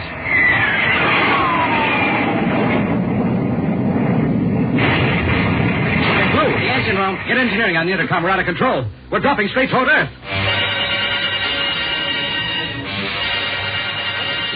The Martian Queen had been heading towards White Sands Spaceport. And as a matter of course, the radar teams at White Sands had been alerted to the landing. They had the ship pinpointed in their screens, and when the Martian Queen stopped decelerating, they knew there was something wrong. The major in charge of Control Tower 1 put in a fast emergency call to the commanding officer of White Sands Spaceport. General Stanley speaking. What's that, Major? The Martian Queen. Where? Yes, I understand. All right, get all data you can on her. Now, keep the radar tracking as long as possible and try to compute an orbit. I want to know where she's going to hit. And get a tight beam communications line to that ship. I want to speak to Captain Deering personally. Yes, Major, I'll be right over.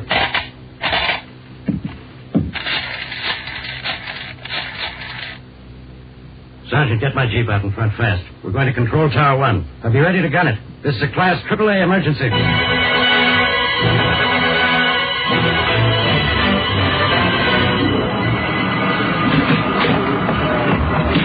And, Major, have you made tight beam connections with the Martian Queen? Yes, sir. Good. Now I'll take the microphone. Hello, Captain Deering. This is General Stanley at White Sands. Can you hear me? This is Deering. You're coming in fine, General. What the devil happened up there? Explosion in the engine room. Don't know what caused it. 4 men dead and the rocket troops are gone. What about the main converter? Almost completely gone. It's one that didn't blow into fragments when it went. There's plenty of heat and radiation. The engine crew must have died almost instantly. Well, what about these secondary converters? Nothing left of them but molten metal and slag. You've got no way to slow down the ship or change its course? No way whatever, General. Our only hope is that we don't hit Earth. If we are on a collision course, we're finished. I know. Let's hope you go on past Earth without hitting it. Now, we have a radar fix on you, but it isn't accurate at this distance. Now, get your navigator busy. Now, we want your coordinates and velocity as close as you can figure them. Oh, keep this line open. I'll call you as soon as I can get more information. Right. I'll get Blevin busy on those figures. Over. Oh, Major. Yes, sir. Keep that line open no matter what happens. As soon as Captain Deering gives you those figures, have them coded and put through the big computer. Try to get a closer radar fix and put that data through the computer, too. I want an orbit on the Martian Queen that's as close as skin. You got it? Yes, sir. Good. And keep this whole thing quiet. Nobody is to know that the Martian Queen is in trouble till I've notified the Secretary of Special Affairs in Washington. Meanwhile, I'll have to use your phone.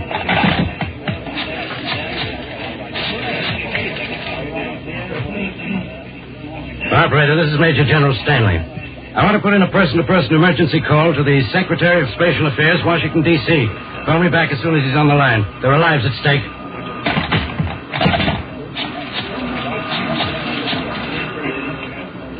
Hello, experimental station. General Stanley here. Now, let me talk to Colonel Ashmore. I don't care what he's doing. Get him on the phone. Colonel Ashmore, Stanley. What's the top acceleration of that new experimental job? That's right, the XV-19. Good. I want you to have it loaded, primed, and ready to go within 10 minutes. Emergency. I'll say it's an emergency. I want you to move faster than you've ever moved before. I want the XV-19 rocket out on the launching pad and ready within 10 minutes. Now, that's an order. And keep this under your hat. If a word of this leaks out or if that ship isn't ready to go on time, I'll see to it that you never wear those birds on your shoulder again. Now, is that clear? Good. Keep your line open for further orders.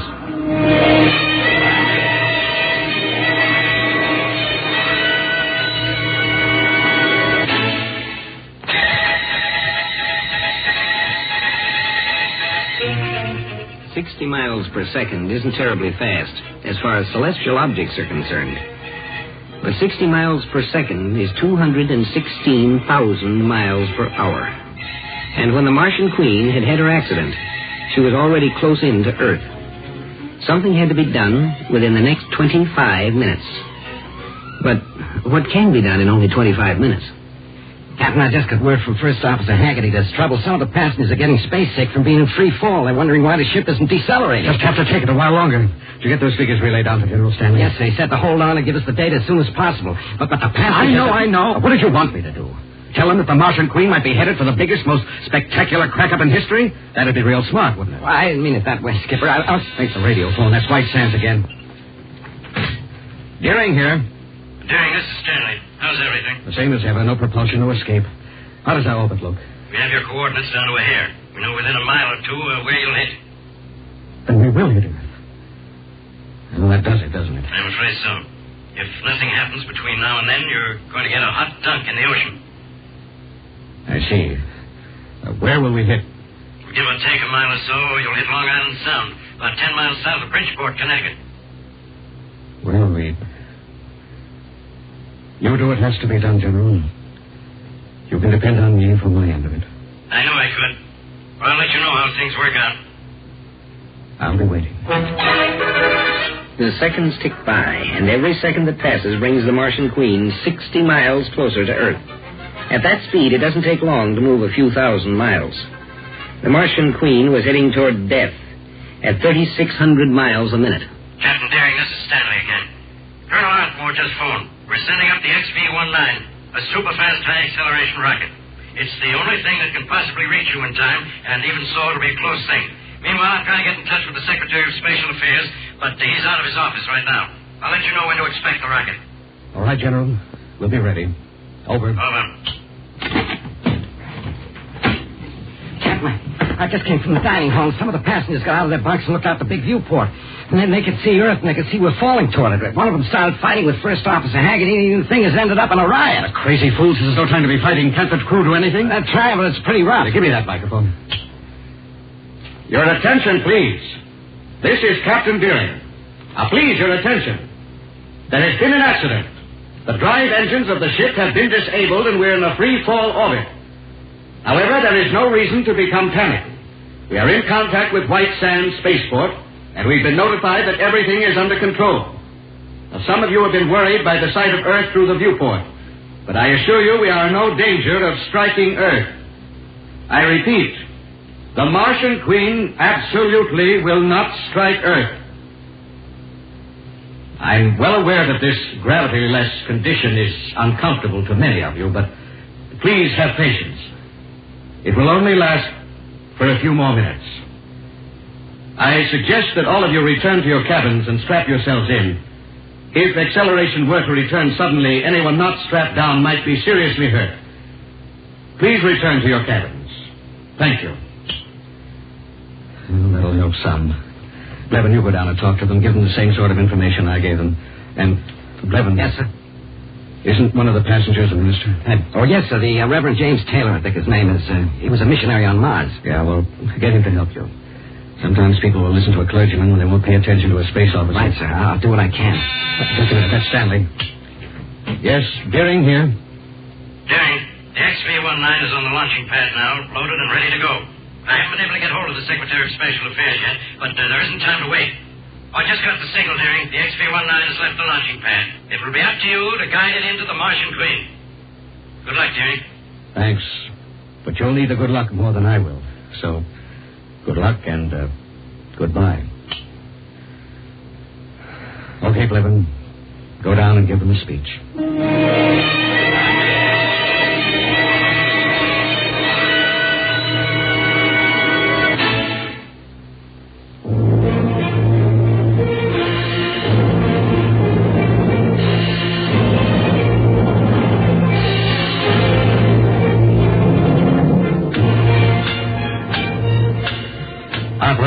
This is Major General Stanley at White Sands Spaceport.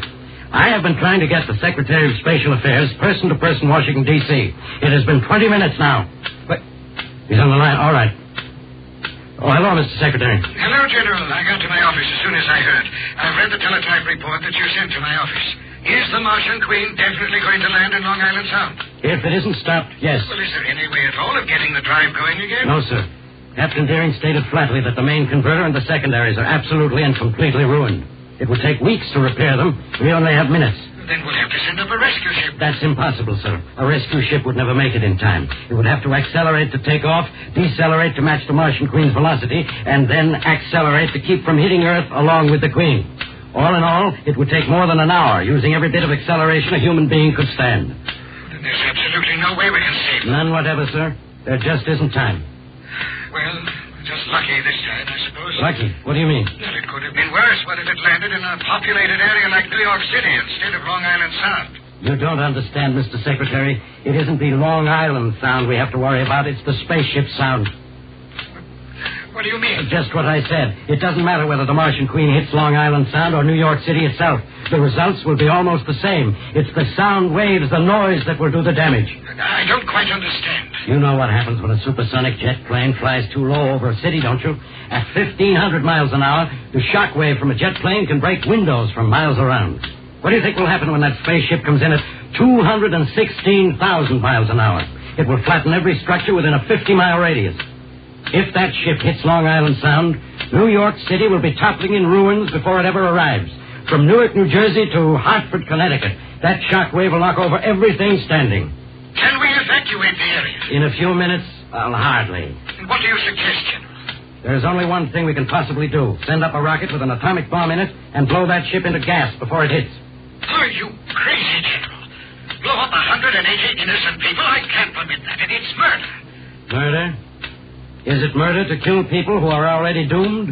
Is it murder to save the lives of 20 million people? There must be another way. General, I order you to send up a rescue ship immediately. Listen, you blockhead. Do you understand that it is impossible to send up a rescue ship? Do you understand that I can't pull miracles out of a hat?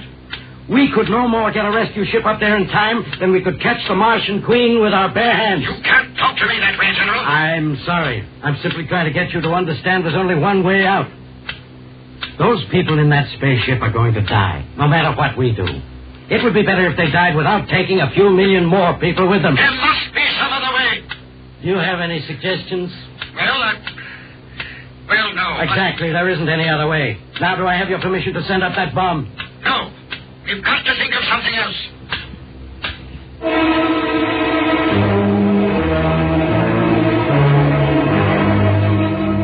It's no use.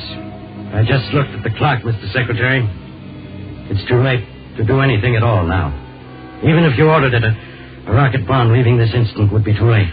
General, you have to do something. All those people... Don't worry, Mr. Secretary. The Martian Queen won't hit the Earth. There won't be any crash. I sent up an XV-19 rocket under robot control several minutes ago. It was loaded with a thermonuclear warhead. I would have liked to have had your permission, but there simply was no time. You've already blown it up? That's right. I did it with Captain Deering's cooperation, of course. He knew it was the only way to prevent the destruction of 20 million people. So he guided the missile into his own ship. The Martian Queen was vaporized over a minute ago. I presume you know what this means, General? I know what it means. I'll have to be court-martialed because most people won't understand why I did it any more than you did. Even if I get out of it with a whole skin, I lose everything I've ever worked for. But that's a small matter compared with the satisfaction of knowing that I saved the lives of 20 million human beings. Maybe those people will understand why Captain Deering and I did what we did. And they're the ones who count.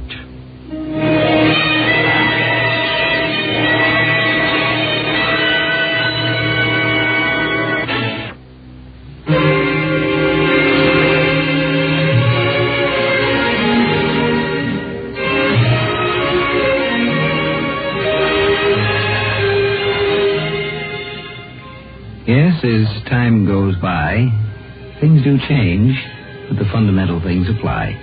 And the most fundamental of all, really, is you can't walk out on a problem and just let it take care of itself. By the time it gets taken care of, it's ready to take care of you, but good.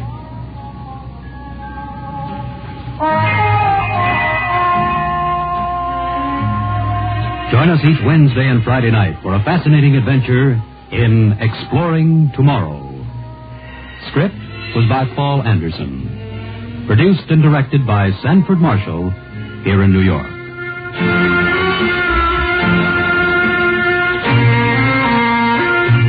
This is Mutual, the world's largest network.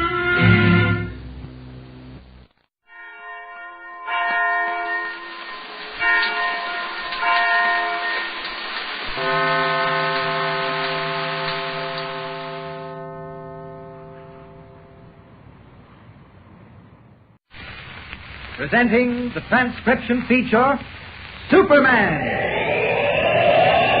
Look, up in the sky. It's a bird. It's a plane. It's Superman. Yes, it's Superman, strange visitor from the planet Krypton, who came to Earth with powers and abilities far beyond those of mortal men. Superman who can leap tall buildings at a single bound, race a speeding bullet to its target, bend steel in his bare hands, and who, disguised as Clark Kent, mild-mannered reporter for a great metropolitan newspaper, fights a never-ending battle for truth and justice. But before we join Superman, listen. And now to our story. As you remember, Clark Kent, recently appointed a Special Secret Service operative, rounded up the espionage ring led by Max Heller and recovered the only existing set of blueprints describing the construction of the radio-controlled mechanical man. With the precious blueprints in the hands of the War Department, and Heller and his partner in espionage, the Yellow Mask, headed for long prison sentences, Kent felt his work was over. He was doubly sure of this when he learned that Heller had died of a heart attack en route to the city jail. Then, like a bolt out of the blue, a telephone call reached Kent, a call that warned him of trouble. And the voice at the other end of the wire was the voice of Max Heller. As our story continues today, Kent is in the office of Major Campbell, chief of the Espionage Division of the Secret Service, telling him about the call. Listen. There's no mistaking his voice, Major. It was Max Heller, all right. But, Kent, it's impossible. Certainly you don't believe in ghosts. Oh, this was no ghost. It was human, and it was Heller. I'll stake my life on it. I don't know what other evidence I can give you that Heller is dead. Here are all the reports, including a receipt for the body from the city morgue. That's it, the morgue. What are you driving at? Call the city morgue and find out whether the body is still there. Now, look, Kent, we don't want to make fools of ourselves. The people at the morgue will think we're crazy. After all, dead men just don't walk off, you know. Well, I'll call. I don't mind being thought crazy if it proves anything. All right. And get me the city morgue, Miss Rogers. City morgue, Miss Rogers, please. Anyone you want specially? Well, the superintendent, if he's there. Yes, sir. Thank you, Mr. Campbell. I'm doing this against my better judgment, Kent. I can just imagine what he'll say when I ask him where the hell his body is there. Brother, once we get him down here, they don't move around much. Now, that must be your call. Hello. This is Gardner of the city morgue. Oh, yes, Major Campbell speaking. What can I do for you, Major? Well, this is just a routine inquiry. It's in reference to a man named Max Heller. Heller? He's gone. What? I have the final disposition papers in front of me. The body was released to a relative this morning. Ask him who the relative was. Who was the relative, Gardner? Hold on a moment. Hey, Kent, what does this mean? Get all the information you can. Hello? Yes? The body was claimed by a cousin, a Miss Gerda Stein. Is there anything wrong, Major? We had no instructions to hold the remains. No, it's quite all right. Thank you very much. Don't mention it. Bye. Bye. Gerda Stein. That name sounds familiar, Kent. We may have seen it in the departmental report on Heller. I'll have Miss Rogers bring it in. No, that won't be necessary. The name Gerda Stein isn't in the departmental report. Well, why does it seem so familiar? I'll tell you why. It was the name used by Lois Lane when she tried to palm herself off on Heller as a foreign agent. Kent, you're right. Hey, but wait a minute. What would she want with Heller's corpse? Oh, there's something wrong here. Something that requires explanation. I swear to you, Kent, if that young woman is sticking her nose in where it doesn't belong... I can guarantee you, Major, that Lois had nothing to do with this. You don't mean to sit there and tell me that it's a pure coincidence, an amazing similarity of names? No, I think it's just another example of Max Heller's reckless bravado, of his unmatched gall. What are you talking about? What's Heller got to do with it? He's dead. Don't you believe it? He's no more dead than you are. Kent, are you out of your mind? Well, it's just his way of telling us that he's not afraid. Flaunting his cleverness in our faces. That's why he called me on the telephone. Oh, I refuse to subscribe to any such fantastic idea, Kent. Heller is dead. 2 perfectly reliable federal marshals were with him when he breathed his last. And a reputable physician examined him and pronounced him dead. Now, that's good enough for me. Do you mind if I carry on, Major Campbell? You can do as you please, but you're wasting valuable time. I promise you not a moment will be wasted. And I'll report as soon as I have any information. Kent, you're a young, obstinate fool. Bye, Major. Convinced that Max Heller is still alive, Clark Kent sets out to investigate the strange chain of circumstances, unaware that furtive eyes are watching his every move, that a new menace, more dangerous even than Heller, threatens the safety of American defense by striking from within. Far across the city, well hidden behind the crumbling face of an ancient brownstone dwelling, the Society of the Leopard is holding a secret meeting in a room heavy with the odor of burning incense. The sinister eyes of a dozen olive-skinned Orientals are centered on a strange, dark-haired woman seated at the head of the conference table. As she speaks, her tapered hands emerge from the wide sleeves of a black silk robe, cruel, blood-red fingernails unsheathing like the claws of a great cat. All is still save for the soft, compelling voice of Nita, the leopard woman. The leopard is healthy. The leopard seeks out the shadows of darkness. He knows no fear, but all men fear him. So it is written on the scroll of Tsukiyama. So it shall be. The leopard is all-powerful, and we are his claws, Miyasuma. Rising from the table, the 12 almond-eyed Orientals file silently through the curtained doorway, leaving the room empty save for the woman Nita. Reaching out, she strikes the bell of a melodic chime with a small felt hammer. Instantly, the heavy plush curtains at the far end of the room part, and none other than Max Heller steps from behind its thick folds. A very interesting ceremony, if I may say so. You handle social men as no one else could. Sit down, my friend, and remember the walls have ears. Not these walls. I could scarcely hear your voice from where I stood. One does not tempt the fates. That, above all, you should learn. It is a grave mistake. I know what you are referring to. As a telephone call to Herr Kent. It was vanity on my part. I could not resist informing him that, despite all his cleverness, Max Heller was still to be reckoned with. Even in this business, there's pride. It is done, and no manner of talk will undo it. Now tell me all that happened. It was reported that death came to you suddenly. Yes, to all outward appearances. I do not understand. You seize these tiny green capsules. One of them brings instantaneous death. You speak in terms that are vague. Death did not come to you. As far as the physician who examined me was concerned, it did. The drug in these capsules brings on a state of catalepsis. The body grows cold, and the heartbeat is so faint that no instrument can detect it. The limbs stiffen, and no breath passes the lips. It is almost beyond belief. So Herr Kent must be saying. Of course, it would have done me no good if I had not been able to communicate with you and instruct you to claim my remains. That is another thing. How did you know of my existence? Your name appeared in my secret orders in case of trouble. Fortunately, one of my men escaped and brought the message instructing you to claim my body as Goethe Stein. That name? It has some meaning. Yes, a rather strange meaning. Herr Kent will understand it once he discovers I am missing from the morgue. I should like to see the expression on his face. This man of whom you speak is only one of many. We have important work to be done. He cannot occupy our every thought. What are your plans? I have none at the moment. Most of my men are behind bars because of Kent. I shall have to do something to build up another organization. For the present, you will join us. I can make good use of your talents. First, we must recover this secret airship of which you spoke, that with the folding wings. Recover or destroy it. Such a weapon is dangerous in the hands of our enemies.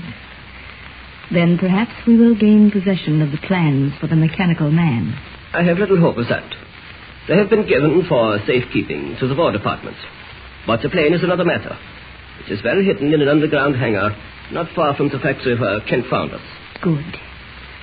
Now, we have been watching you carefully from the beginning, just as we have been watching this man Kent and the woman with whom he is associated. Lois Lane. Yes. For a time, we admired the work you were doing, but then you began to make mistakes. Stupid mistakes. The Lane woman should have been destroyed. You were too soft. You are quite right. Your mistake will now be rectified. How? These Americans, for all their bungling, are most bashful. It will be done in the manner of the leopard, with cunning. The Lane woman will be first, and her passing will cast suspicion on the man Kent. At this very moment, perhaps the symbol of death is in her hands. What is the symbol of death? There are many symbols. In the case of the woman, we have made use of a symbol that will work fast, one that cannot fail. It is nothing more than a box of chocolates sent to her in the name of Kent. You mean chocolates, candy? Yes. Each one is a masterpiece, irresistible to the eye and exquisitely pleasing to the taste. But more than that, each one opens wide the gates to the valley of the shadows. For blended into the delicate softness of every piece is a lethal poison for which there is no antidote. In such a manner will the leopard strike. Swiftly, silently. Again, the cruelly pointed nails of the leopard woman's hands emerge from the sleeves of her black silk robe as though to illustrate her threat. Alone with her in the shrouded silence of the room, even Max Heller shudders. What will happen when the box of poisoned candy reaches Lois? Don't forget to be with us for the next episode when strange things happen. Tune in and listen with Superman.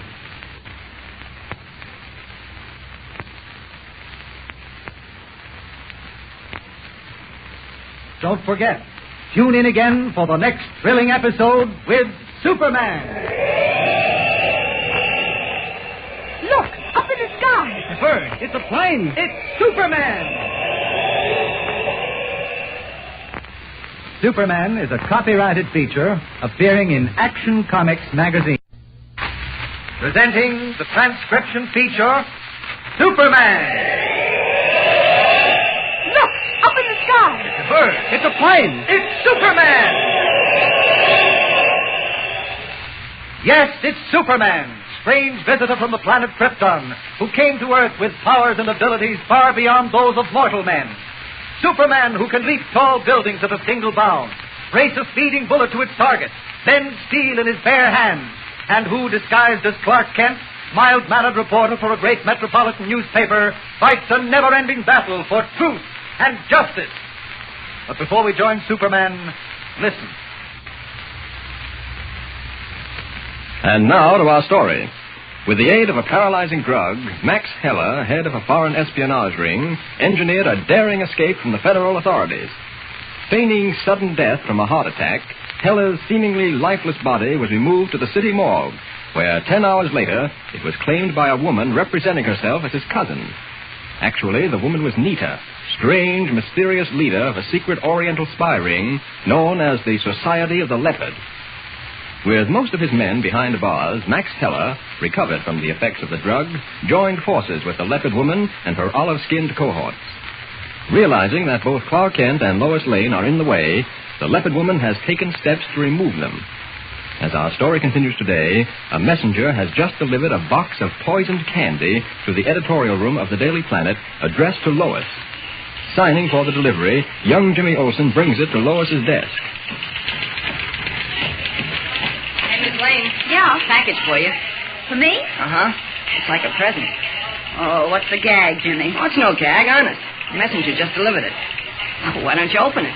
You're too anxious, young man. What's in it? Live snakes or dead fish? Oh, gosh, how should I know? I'm wise to your shenanigans, Jimmy Olsen. Didn't you send someone a couple of bullfrogs for his birthday? Oh, yeah, that was Skinny Malone.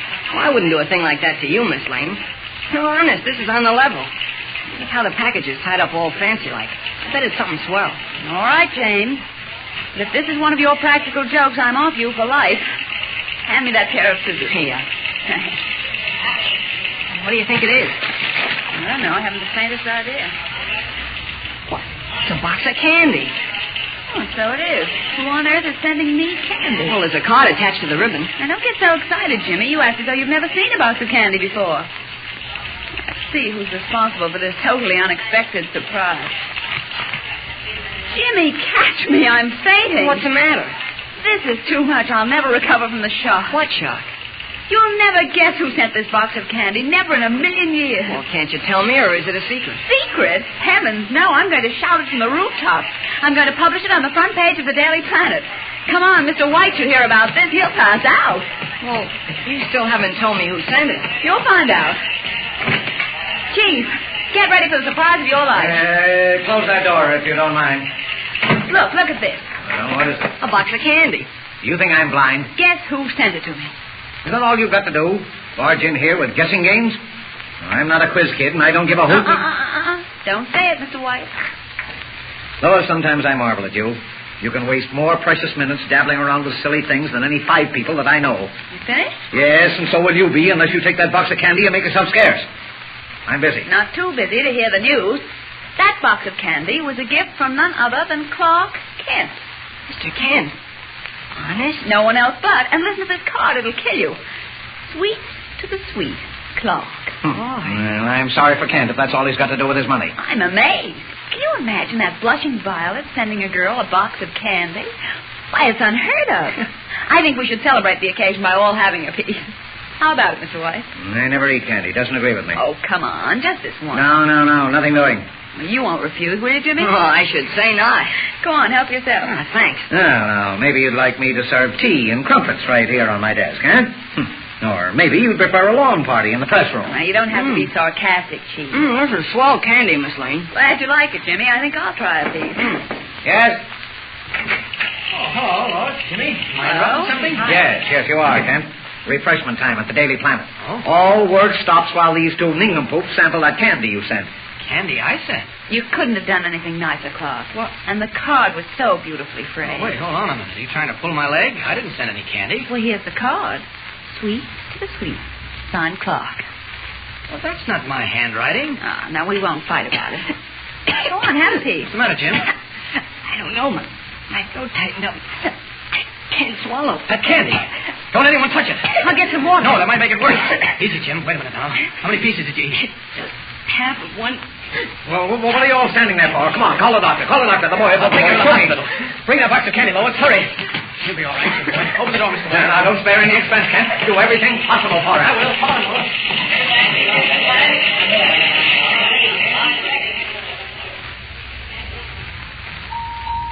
Dr. Kingsley wanted in surgery. Dr. Kingsley wanted in surgery. Dr. Kingsley wanted in surgery.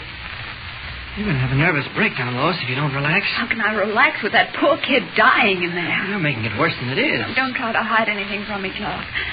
I heard what the doctor said to you. 1 chance in a million. Why was I such a blind, stupid fool? Why? Lois, you can't blame yourself. There was no way of telling that candy was poisoned. Oh, Clark, if Jimmy doesn't live... Now, wait a minute. He wouldn't want you to break up this way, Lois, not Jimmy.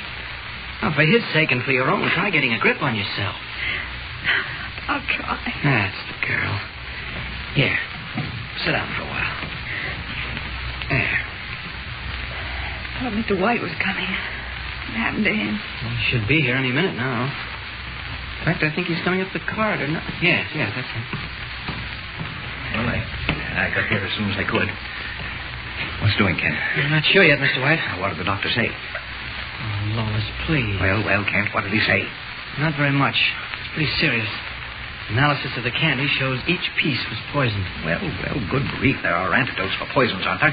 Not for this one. It's an Oriental drug. Now, look, Kent. I'm not going to stand for any nonsense. Get the head of the hospital. I'll have a talk with him. If it takes every penny that I've got, that kid is going to be pulled through. Now, come on. Let's see some action. Call in doctors. 5 of them. 10, 20.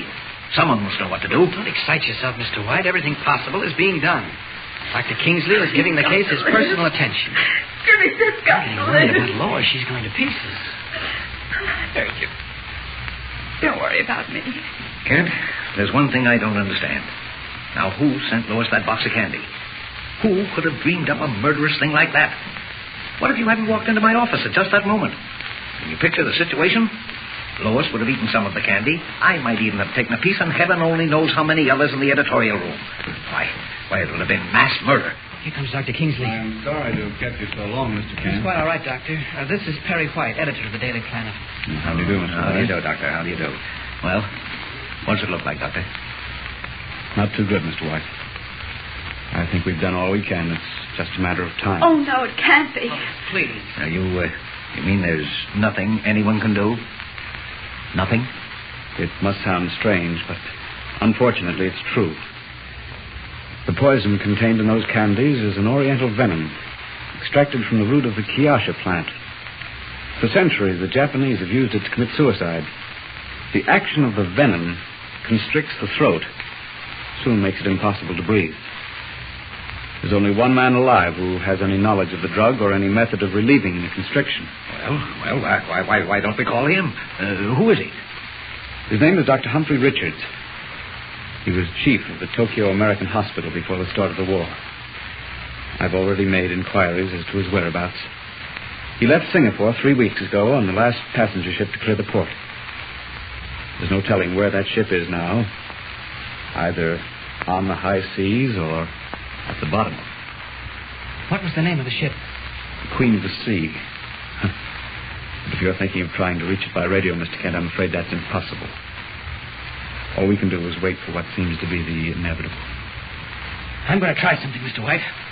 You and Lois stay here at the hospital. I'll be back as soon as I can. Well, where are you going? Well, I've got an idea. It may work. I'll be back. Dr. Reed wanted in Ward 16. Dr. Reed wanted in Ward 16. In the shadow darkness of an alley adjoining the hospital, Ken strips off the disguise of the newspaper reporter and stands revealed in the blue costume and flaming red cape of Superman. The Queen of the Sea, bound from Singapore to San Francisco. It's like looking for a needle in a haystack, but I've got to take the chance. Up, up, and away! With the speed of a bullet, Superman wings out across the country, heading for the blue Pacific in a lone passenger ship threading its careful way through dangerous waters. 3 weeks out of Singapore, the Queen of the Sea moves like a spectral ghost ship at half throttle, keen-eyed seamen patrolling her darkened decks. No sound emanating from the camouflaged hull save the soft throb of the engine and the gentle slap of water cutting across the bow. Suddenly, a warning cry cuts through the shrouded silence like a knife. Submarine on port now! Submarine on port now!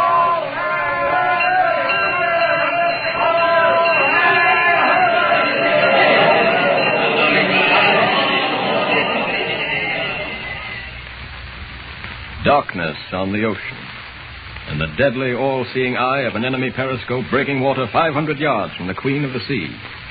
What chance has the unarmed passenger ship against the steel-nosed torpedoes of the underwater killer? Unknown to Superman, more than just time and distance stand in the way of saving Jimmy Olsen's life. What will happen? Don't forget to be with us for the next thrilling episode. Tune in and listen. We're the Superman.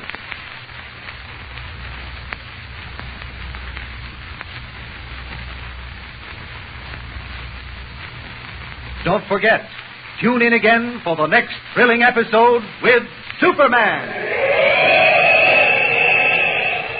Look, up in the sky. It's a bird. It's a plane. It's Superman.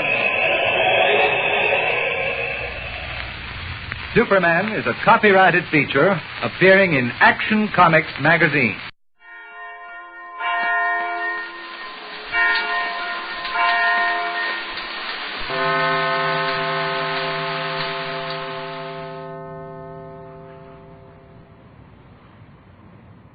Kellogg's Pep, the build-up wheat cereal, invites you to rocket into the future with Tom Corbett, Space Cadet. Stand by to raise shift. Blast off -5, 4, 3, 2, 1, 0.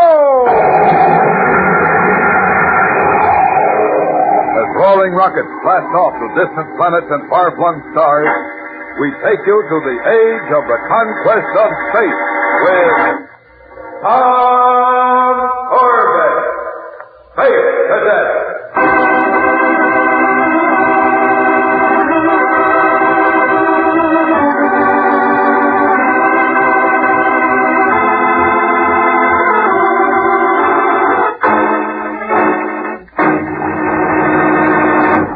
Rocket Cruiser Taurus from Central Spaceport Control.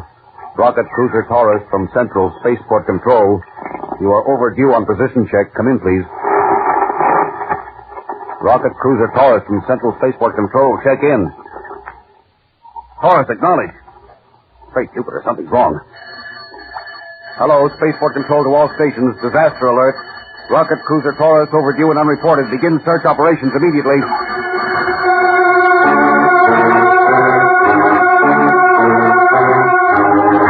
As the harsh, clanging signal of the distress alert is flashed out into space, all emergency elements of the Solar Guard go into immediate action. Radar scanners on Venus, Earth, and Mars sweep the void. Rocket scouts and rocket destroyers blast off at full space speed, searching for a trace of the missing ship. Back in Spaceport Control at Space Academy, all elements are fused into one giant coordinated effort. Rocket Scout 7J4 from Spaceport Control. Cover northwest quadrant Mars orbit. Maintain communications with 9J3 and 8J6 on your flights. That is all. Weather Station 9 Mars from Spaceport Control. Maintain double watch on all radar scanners. Contact Rocket Cruiser Orion and Rocket Scout 6J5 and event to site target. That is all. Afternoon, Lieutenant Fremont. I understand you have orders for me from Commander Arkwright. Yes, Captain Strong. Here they are. You're to alert your crew and prepare to blast off immediately. What's that? The Taurus, one of the ships that was bringing the children in from Titan Colony, is unreported. Unreported? Almost 2 hours overdue on its last position check. Commander Arkwright seems to think that the crew has been hit by the Titan disease. Now she's drifting off course somewhere. Great galaxy, the children. Exactly. They're absolutely helpless. And if we don't find the ship soon, they'll catch the disease. If the ship isn't hit by a stray meteor first. Well, we've alerted every ship we have. You'll be taking Dr. Lee with you. We're sending medicos on every search ship to inoculate the children with a new serum. Right. Hey, wait a minute. According to these orders, I'm getting a replacement for Cadet Corbett. I guess he's just recovering from the disease himself, isn't he? Yes, but he's almost well. I want him along on this operation. Well, you'll have to take that up with the commander, sir. Well, don't worry, Fremont. I will, and right now. The Polaris unit is the best rocket team in the Academy. And it isn't going to be broken up if I can help it.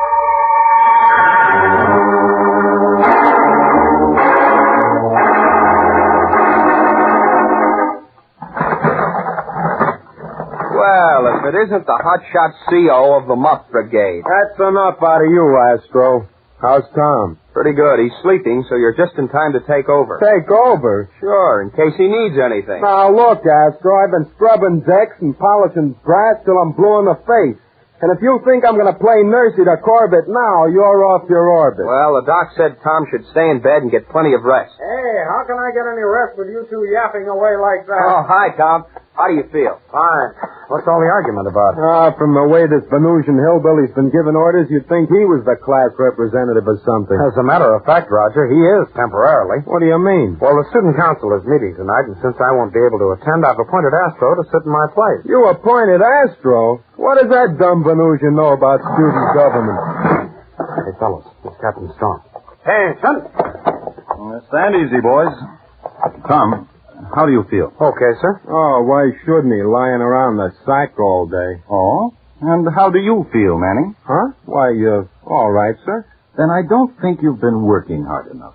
Maybe you'd better scrub down the decks all over again. Oh, no. You and your big mouth. And maybe you'd better help him, Astro. Here, grab a mop, Junior. Never mind that now. We'll postpone discipline until this operation is over. What operation, sir? The rocket cruiser Taurus, carrying 50 evacuated children from Titan, is missing.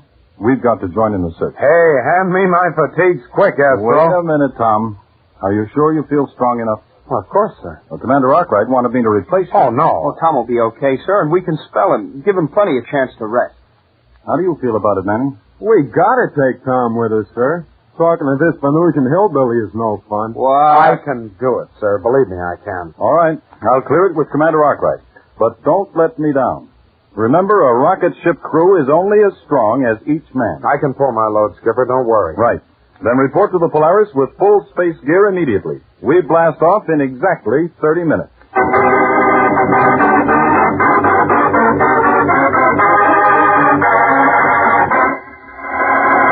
We'll return to the exciting adventures of Tom Corbett, Space Cadet, in just a moment. So stand by. Say, Spaceman, I was talking to Astro the other morning down at the Space Academy mess hall. You know, Astro is in charge of the power deck on the Polaris, and that's mighty hard work. Well, anyway, when I caught up with him the other morning, he was having breakfast. Say, Astro, give me the lowdown. How do you keep up your steam working on that power deck? Well, you see what I'm eating?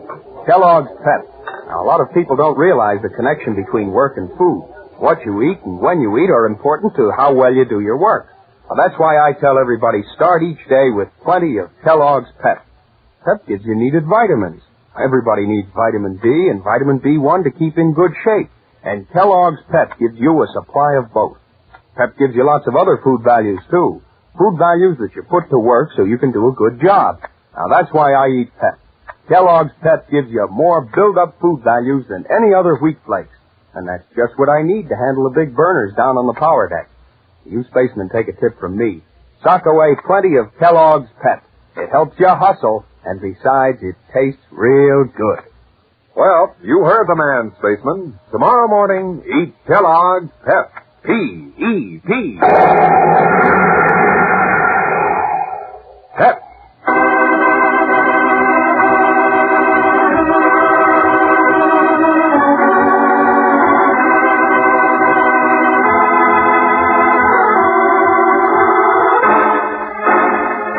Blasting off on a space-wide search for a missing rocket cruiser carrying evacuated children from Titan, the crew of the Polaris roars past the orbit of Mars, heading for the last known position of the lost ship.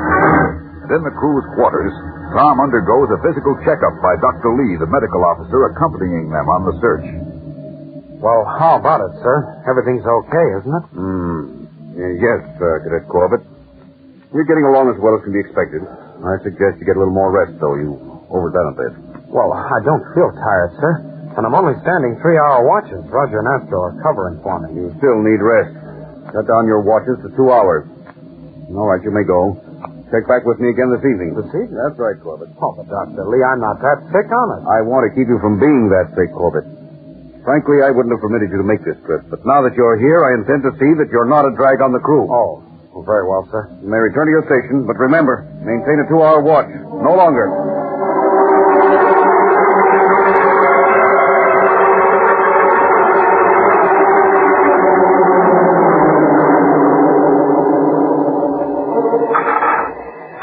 Well, Tom, what did Dr. Lee say? Oh, the same thing, sir.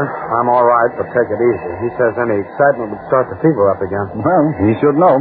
So you'd better follow his orders pretty closely. Gosh, I haven't been any help on this trip at all, have I? Everybody's been put to double duty because I haven't been able to stand my own watch. Don't worry about that. We'll get along. Well, how are the fellows holding up, sir? They must be pretty tired. I'm afraid Astro is beginning to crack under the strain. Listen. Rocket fields of the Academy to the far-flung stars of outer space, where space cadets training to be. I see what you mean, sir. Yeah, I'd better go down below and relieve him for a while. Think you can handle the control deck alone? Everything's on automatic. Oh, it'll be easy, sir. Tom, are you sure you're all right?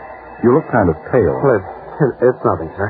Well, I'll send Astro up here right away. Oh, no, please, sir. He needs rest. I promise you, if I don't feel well, I'll call you. All right, Tom. It's 0900 now. You'll be relieved in 3 hours. Oh. Yes, Tom? Well, nothing, sir. See you in 3 hours.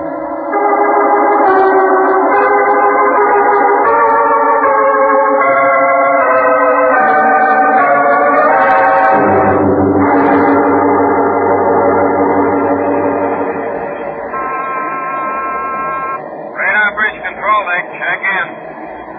Radar bridge to control deck, check in. Huh? Control deck guy. Go ahead, Roger. What's the matter, Tom? Why'd you answer me? Oh, I was doing something. Any news of the Taurus yet? No, but I'm picking up something else on my scanner. A nice fat hunk of space junk. Space junk. We on collision course? No, but you better change our heading to make sure. I like to give these babies plenty of elbow room. Okay, what's the course? Hey, you sound funny. What's the matter with you? Nothing. Come on, give me that change. Okay, don't bite my head off. Set steering vanes 2 degrees starboard. Past the front of the meteor. Okay. 2 degrees starboard. Got it? Yeah, got it. End transmission. 2 degrees. Whew. Awfully hot in here. I wish I could shake the cobwebs out. Now, let's see. What did he say? Oh, yes. 2 degrees to port. Control deck to power deck. Check in. Lower deck guy. Go ahead. Standby steering rocket, sir. We're changing course. Why? What's the matter? We're passing too close to a meteor, sir. Roger wants more clearance. It's all right, Skipper. I made the corrections. Just give me a short blast. All right. Standing by. Ready? Now. That did it, sir. We're all set. Good work, Tom. I'll have Astro relieve you now. Right, sir. Thank you. Control deck out. Boy, I didn't realize how tired I was. I'll be glad to hit that sack.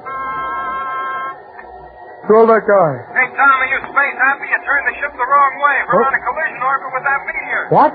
Well, give me a new course, quick. Too late. Hang on. Here she comes. Roger, you're all right. Yeah, no damage up here. We're lucky she only swiped us astern. How's everybody below? I'll check. Stand by. Control the power deck. Come in. Captain Strong, this is Corbett. Come in, please.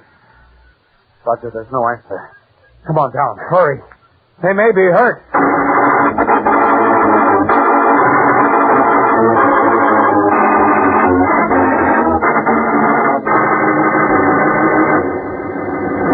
Captain Strong, where are you? Captain Strong. Over here, Tom. Near the starboard rocket head. Turn on the emergency light. Oh, what is it, sir? Are you hurt? My leg, I can't move it. Hey, Galaxy, Tom, what hit us? A meteor. Are you okay? Just a couple of bumps, and Dr. Lee's all right. He's trying to untangle himself from his bunk. Okay. Give me a hand with Captain Strong. He's hurt. Right. No, Astro. check the power deck controls first. Find out what the damage is. I can hold on another minute. Yes, sir. Our main drive is cut out, but that might have been the emergency circuit breaker. I'll fire up the tubes again and see what happens.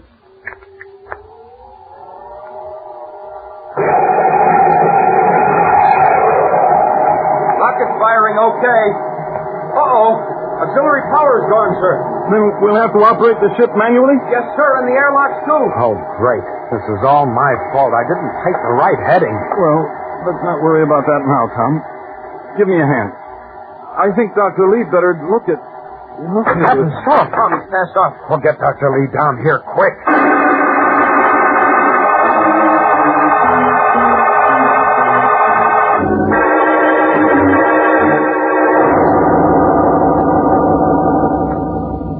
Gosh, Astro, I feel like the lowest and most stupid earthworm that ever crawled. What a mess we're in now, and it's all my fault. Stop fusing your tubes, Tom. It isn't that bad. Our rockets are still firing. We'll be able to get back to Marsport okay. And the radar bridge is working off the emergency battery. Yeah, but look what's happened to Captain Strong. And we have to give up the search for the Taurus. Well, it's just one of those things. Maybe you'd better get some rest now. Oh, no, I couldn't. Hey, here's Dr. Lee. Doctor, how's Captain Strong? He's resting, Corbett. I gave him a sedative. Is he badly hurt? Well, he's not critically injured, if that's what you're thinking. It's his leg. It's broken. Pain and shock made him black out. He'll be all right once we get him to sick bay. You've sent a course back to Earth, haven't you? Mars, sir. It's closer. We can make repairs there. Very well. And now, Corbett, I think you'd better lie down for a while. Oh, no, sir. I'm okay. Don't you think you've caused enough trouble? Oh. Dr. Lee, I don't mean to be disrespectful, sir, but that's not fair. Sorry, I didn't mean it the way it sounded, but obviously Corbett's weakened condition led to his error. Of course, sir. You're right. Radar bridge control deck, check in, quick. Oh, what's wrong now? Control deck high. Go ahead, Roger. I just picked up a ship on my telescanner. It's the Taurus. The Taurus? Are you sure, Roger? Yeah, positive. Oh, great. We find the ship we're looking for, and we can't do a blasted thing to help her.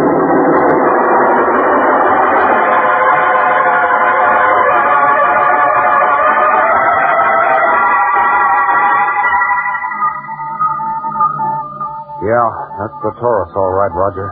And she's dark, just drifting without power. Looks pretty bad, Tom. And you haven't been able to contact her at all? Not a peep out of her. Well, how about the other search ships? Can you reach them? Not a chance. I don't have enough power, and I'm draining the emergency batteries fast. Yeah, well, you better shut down everything then.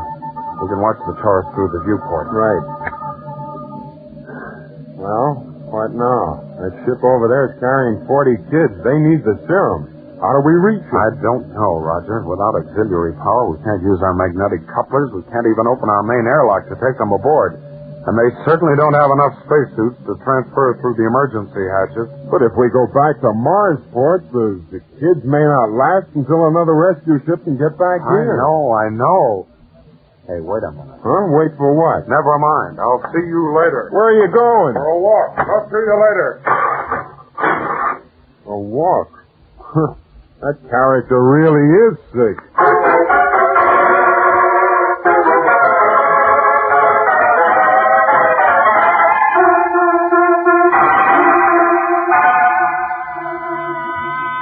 Radar bridge, aye. Roger, this is Astro. Yeah, what do you want? Where's Tom? I don't know. Isn't he on the control deck? No. At least at the end, he isn't answering the intercom. Funny. Say, you don't suppose he blacked out again, do you? We'd better double check. Wait a minute. Here's Dr. Lee. Maybe he's seen Tom. Manning, where's Corbett? Huh? You too? What? Sorry, sir, but Astro just called me. He doesn't know where Tom is either. I gave him strict orders to go to his quarters and rest. He isn't there. Last I saw of him was about 10 minutes ago. He told me to cut my rocket power and drift next to the Taurus. That's just about when I saw him. He told me he was going for a walk and great jump on Jupiter. What's the matter, Manning? Wait a minute. I've got a hunch that joker took a real walk for himself. Yeah, look out the viewport, Dr. Lee. You don't mean that.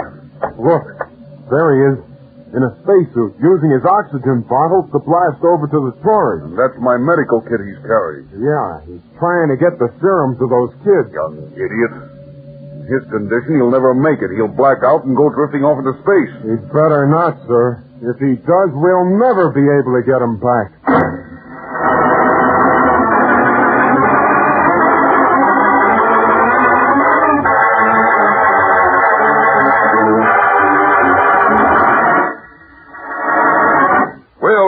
return to the exciting adventures of Tom Corbett, Space Cadet, in just a moment.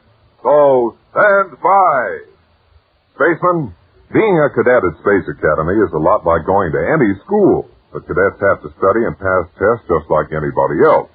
Space cadets have physical training classes, too, just like you do. That's why you can learn a lot from them.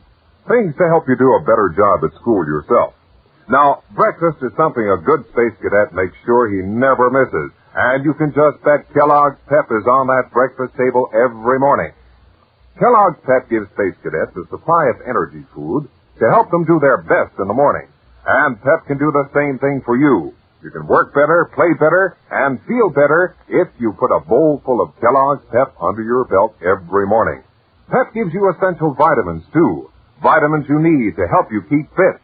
Why, you get vitamin B1 and a whole day's supply of vitamin D in every single bowlful. That makes a difference, whatever you're doing. So, take a tip from the Space Cadets. Start your day the spaceman's way. Help yourself to the build-up wheat cereal, Kellogg's Pep. P-E-P. Pep.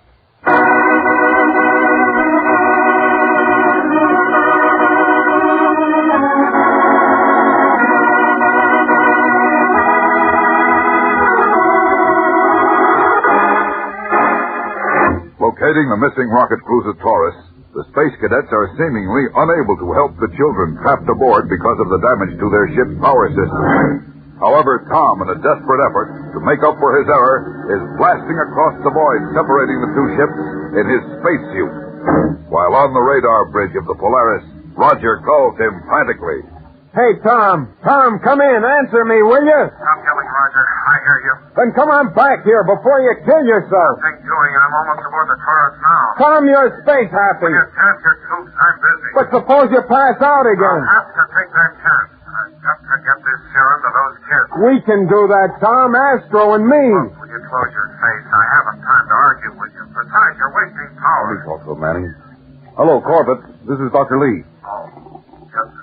As your superior officer, I'm ordering you back to the Polaris. Hello, Corbett. You hear me? Acknowledge. Corbett, come in. Great galaxy, I knew it. He passed out. Did he? Can you see him? No, he's behind the Taurus now. Well, there's nothing we can do now to help him. We'll just have to wait and hope for the best.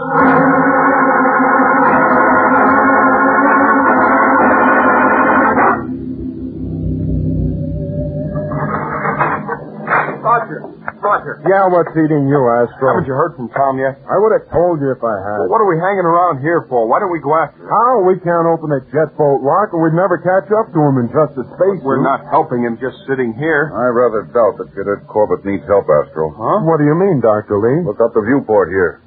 There's a light aboard the Taurus. Jumping Jupiter. Rocket cruiser Polaris from rocket cruiser Taurus. Come in. Hey, that's Tom's voice. Tom, is that you? Not my ghost, Junior. But I thought something happened to you. I mean, well, you didn't answer him. I cut out. I didn't want to acknowledge Dr. Lee's order to come back. Listen, we didn't roll in good shape, aside from being cold and hungry. I inoculated every one of them with a serum. You did? What about the crew? Oh, pretty sick. They caught the type of disease all right, but they had the foresight to close off all the hatches. They quarantined themselves so the kids wouldn't get it. I've inoculated them, too.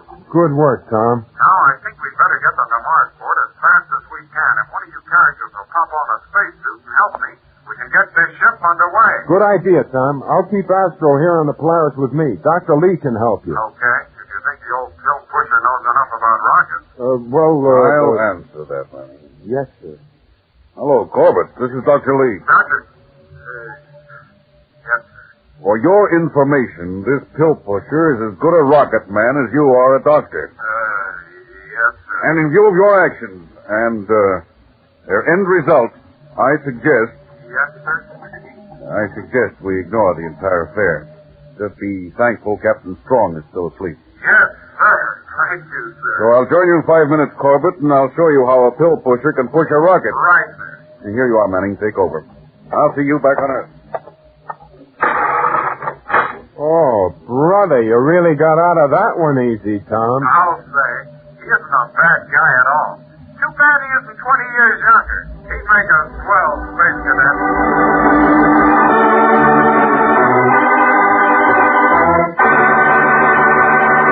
Don't miss the next action-packed adventure with Tom Corbett, Space Cadet, on Tuesday, when the crew of the Polaris trails a stolen cargo through the void and are victims of a double cross in space. Tune in, same time, same station on Tuesday for the next thrilling interplanetary adventure with Tom Corbett, Space Cadet. Brought to you by Kellogg's Pep, the build-up wheat cereal.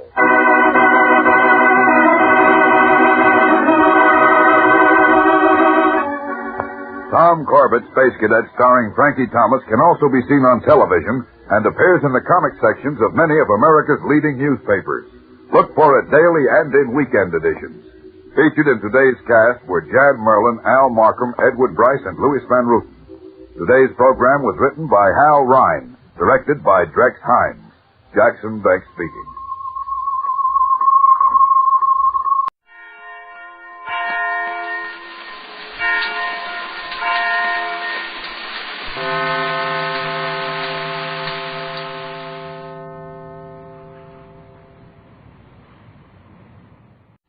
Tired of the everyday grind? Ever dream of a life of romantic adventure?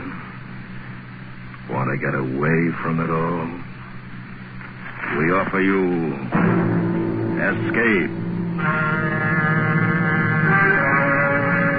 Escape, designed to free you from the four walls of today for a half hour of high adventure.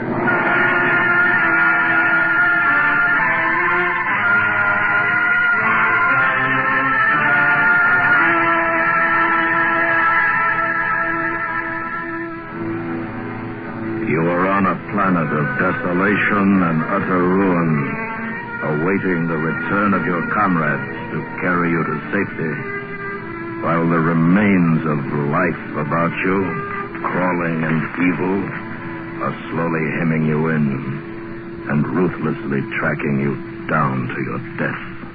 Listen now as Escape brings you Charles Smith's unusual story, North of Polaris.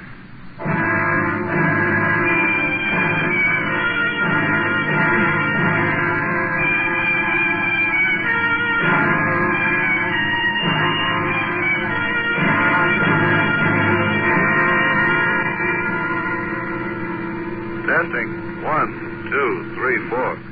Do you read me, Joe? Loud and clear, R5S5. All ready, sir. How is he? Well, How do you feel, Mac? Scared, sir? Now take your time out there. Be very sure. Quiet. Can you see him? Not yet, sir. Yes, sir, there he is. Mac, what's it like out there? Nothing much to see. You feel heavier or lighter than usual? Can you move about easily? Just like at home. What about atmosphere? I'm turning off my oxygen unit and opening the intake valve. Careful. Not too fast now. I've cut my supply completely, sir. Rescue party standing by, sir. It seems to be okay. Yes, sir, the air is good. Are you sure? It's okay. Send them out.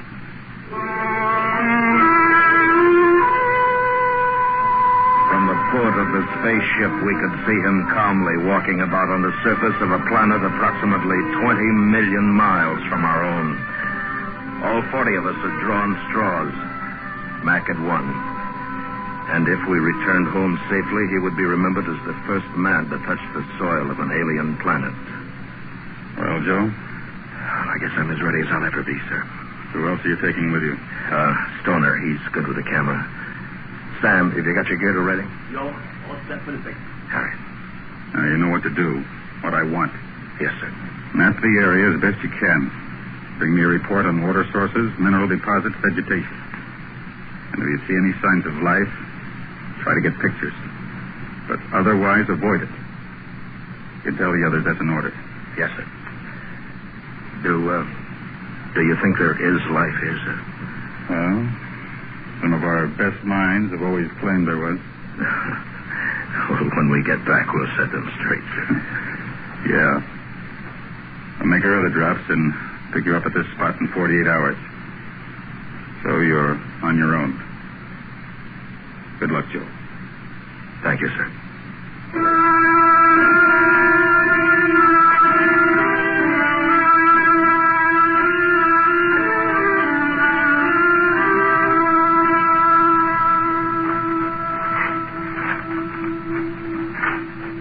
Joe, do you notice anything wrong with this place?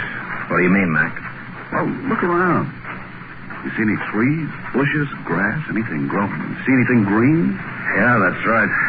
Well, it's probably desert country. No, look here. You feel the soil. What? It's rich enough. Gets plenty of sun, probably plenty of rain. Look at its color. Gray, dead. Maybe it's like the moon. Maybe this is just another moon. No, there's air here. There isn't any on the moon. How you know? You ever been there? Well, that's what they say, Sam. Sometimes they're wrong. Well, what now? Well, we got about 5 hours of daylight left. We'll head north. I don't like it. It's too quiet. Not even the wind. What are you trying to do, Mac? Don't you think we're jumpy enough? How long are they going to leave us here? 48 hours. That could be a long time.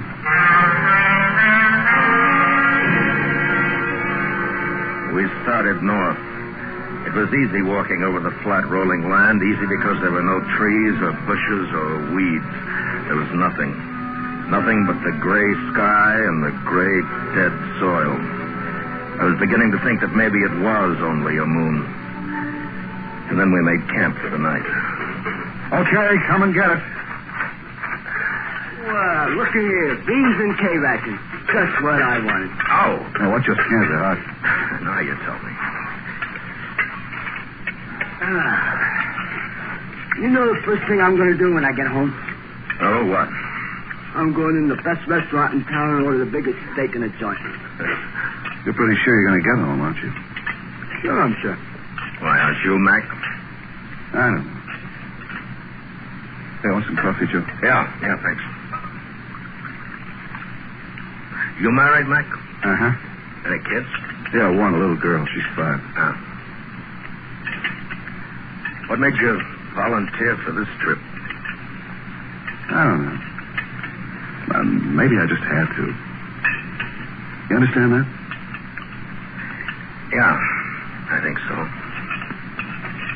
Hey, you know what I miss? The crickets.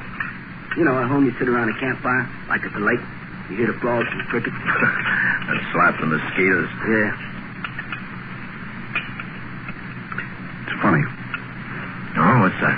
Well, here we are, 20 million miles away from our home. 20 million miles. And yet up there in the sky, we can still see it. Yeah, I wonder if anybody's looking at this stinking planet and wondering if we made it. Oh, sure they are. All the scientists, astronomers. I don't mean them. I mean... I know what you mean. You got a family, Sam? Only my mother. She lives... Hmm? What is it? Something's out there. Moving.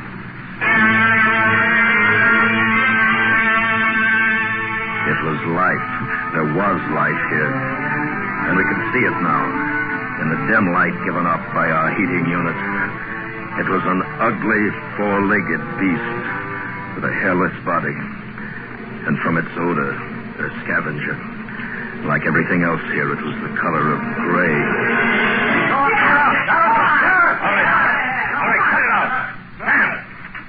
Oh, that's real smart.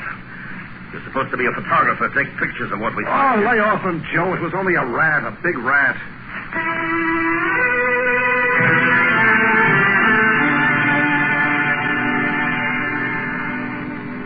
The day broke clean and bright, and we kept walking north doing the job we'd set out to do. And there were no other signs of life, and we'd almost convinced ourselves that the rat had been a stowaway from our ship. And for the first time, things felt right. Hey, Joe. What? Hold it. Stop wasting that film. What's the matter? Don't you watch a picture in the magazine? I've shot everything there is to shoot here. It's all going to look the same. Nothing. Yeah, I know. When we turn back? Tomorrow morning. There. Now let's take a look around. What's the use? There's nothing to see. Hey, why don't we start back now? Joe? Joe. Mac, come up here. What is it? On the double. Take a look through these binoculars, Sam. Off to the east there. What do you see? A lake. Yeah, maybe an ocean. Now swing around slowly to your left. No, easy. There. What do you make of that? I don't know. Well, it's looks like clumps of stone or cement. Take a look. Give him the glasses, Sam. Hey, could that be what's left of the city? If it is.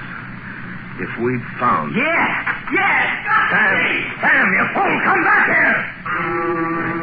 But he wasn't coming back. Not now.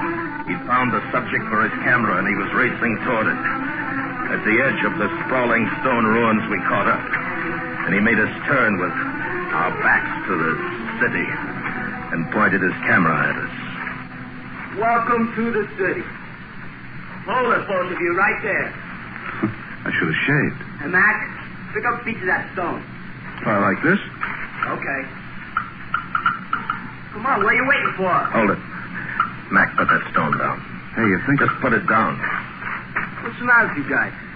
Geiger counter's acting up. Are you kidding? What could be radioactive around here? Mac, lower it near the ground.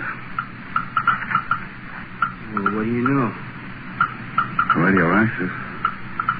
What is it, uranium, pitch black, what? No. This isn't a natural composition. Yeah, then what? Look around you. Take a good look. What's it look like? Just stone, cement, ruins. What else? Look at the color of it. The edges. Yeah. Like it's been burnt. Scorched. Remember what our cities look like? They wouldn't know about atomic energy here. What makes you so sure? I led them on into the sprawling corpse of the great metropolis. So we stood near the jagged base of what once must have been a magnificent building. Mac? Huh? Over there. What? Look. Rat. Yeah. Strong to eat the food. Sure did. With each step we'd taken, the radiation had increased. And when it reached the danger point, we turned and started slowly back. We didn't say anything. We didn't need to. We had seen and we knew that this world, this civilization, had committed suicide. It's getting late. We'd better make camp. Well, this is as good a place as any, I guess.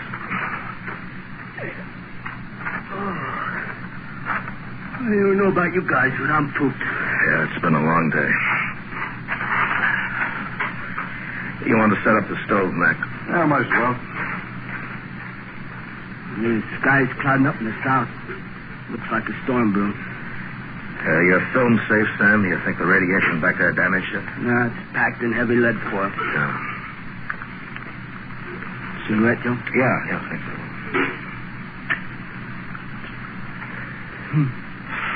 That's funny.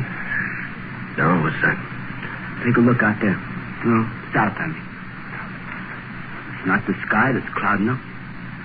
It looks like dust. A dust storm. It couldn't be. There's no wind. Take a look. Yeah, but there's no wind. Well, something's out there kicking up the dust. How far away you figure? It's hard to tell. 10, maybe 15 miles. Joe, look! What? There, to the right, about a mile. You see him? See what? No, over to your left. Well, what is it? People. You're crazy. There's nothing out Two there. of them, they fell. I can't see them now either, but I did see them.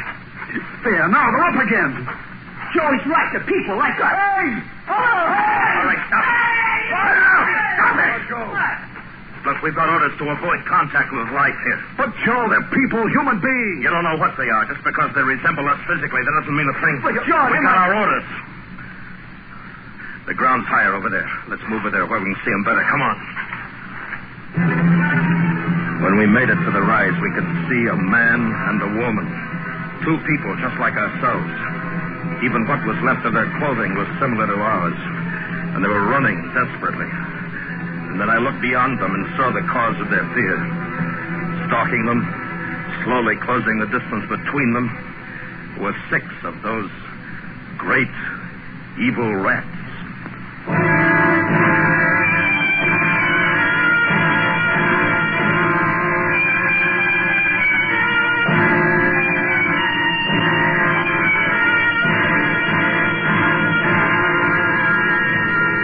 We stood there silently, watching the hunters and the hunted. And the longer we watched, the more it became certain that the rats could end the hunt whenever they wanted to. I could see their features now. The woman was much younger than the man. Their faces were distorted by panic and fear. And we watched and waited. And then the old man fell, and Sam and Mac were running, screaming, driving off the rat.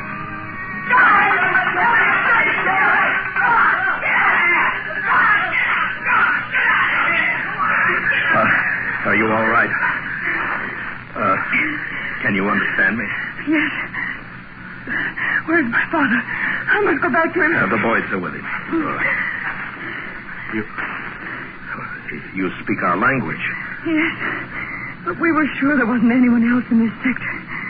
We thought they'd all gone. Gone where? South. They left us behind. They said he was too old, not worth trouble. How many of you lived here? 11 of us. Only 11? Father and I started out yesterday morning. We thought we could meet them later. And then the rats... Where are you from? Outside. Then there is something left outside. Oh, yes. Oh, I was sure. I'd hoped.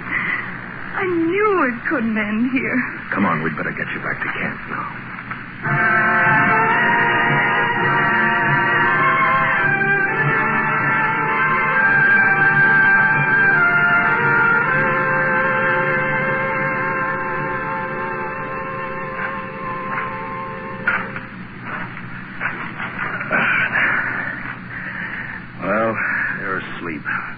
Gave them a sedative.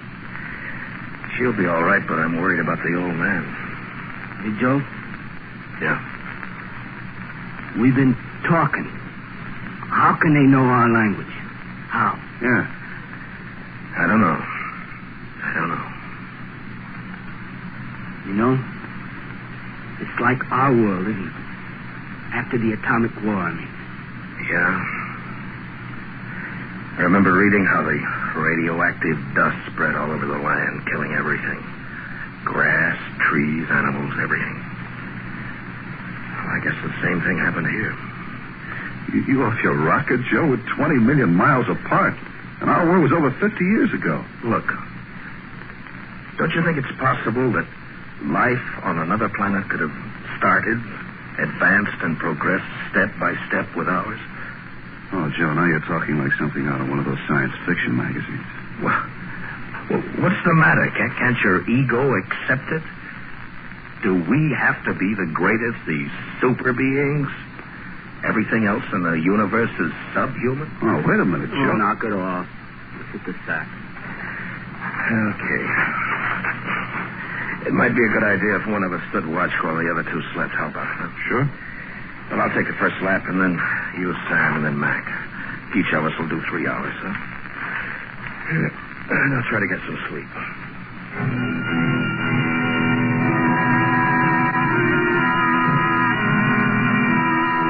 The 3 hours passed quickly.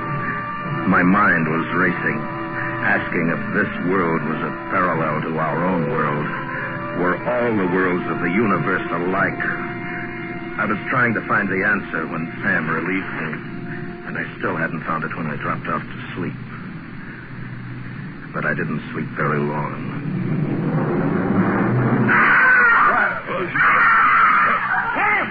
Sam! Oh, good Lord, the rats. He wants to doze off. Come on.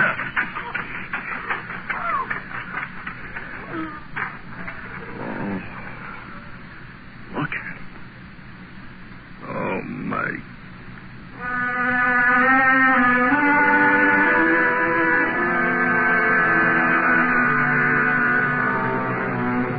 We buried Sam just as the sun rose full above the horizon.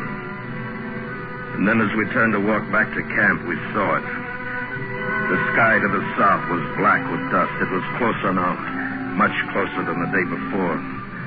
And whatever it was out there was moving straight for us. What do you make of it, Joe? I don't know. Oh, Jean. Yes?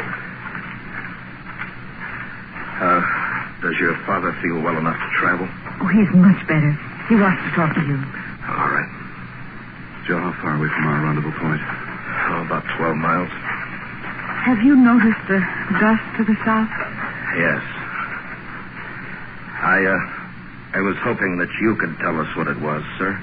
It is the army. The what? The army. The great army of the rats. The others, those you saw yesterday and this morning, they were the scouts. Out there is the main force. Why only rats? Why no other animals? When the war started, the rats were already immune to radiation. They thrived on it when all other life perished. But why? We did it. We made them immune. We used them in our early atomic experiments, generation after generation. And generation by generation, their resistance increased until a rat was born who was immune to radiation. What are we waiting for? Let's get out of here. Yes, we must run. For now they are the masters, the rulers, and we are the scavengers.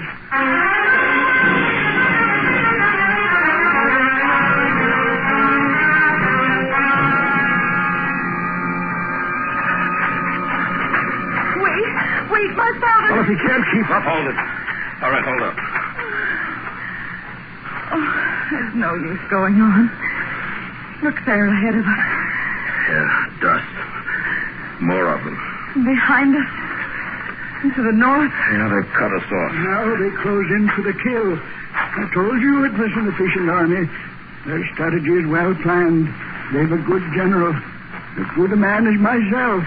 Father, please try to... Oh, now, these young men need me, Jean. We're outnumbered. We need time to muster our forces. Perhaps we could make a truce with the rats. Talk sense, will you?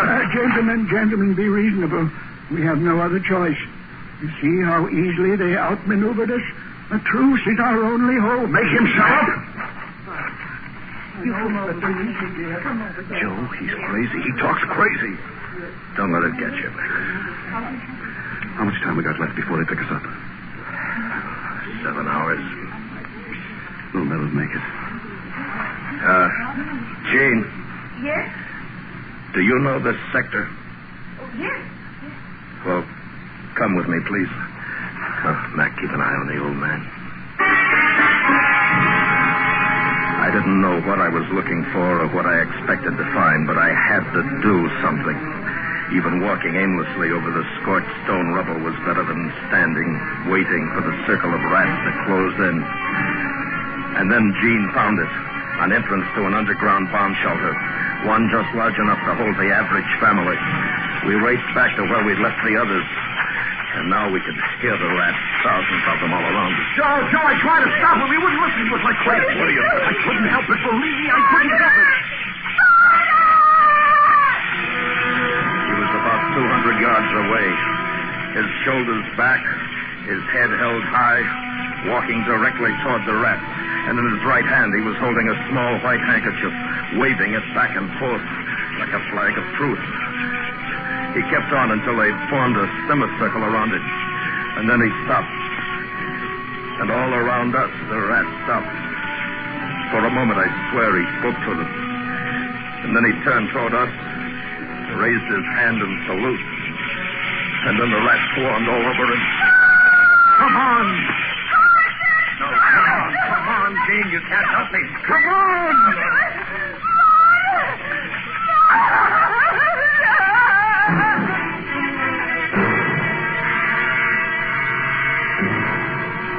We burrowed ourselves in the shelter.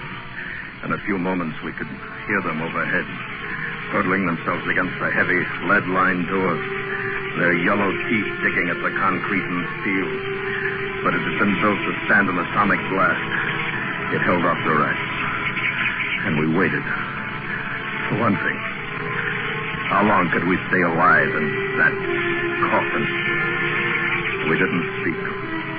We just sat there, wondering when they'd break through.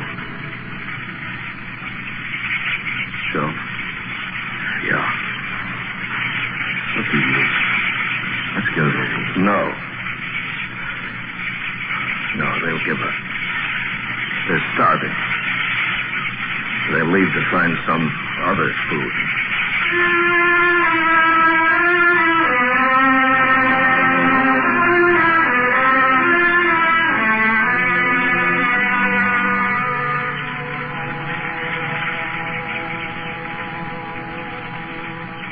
Hey, Joe.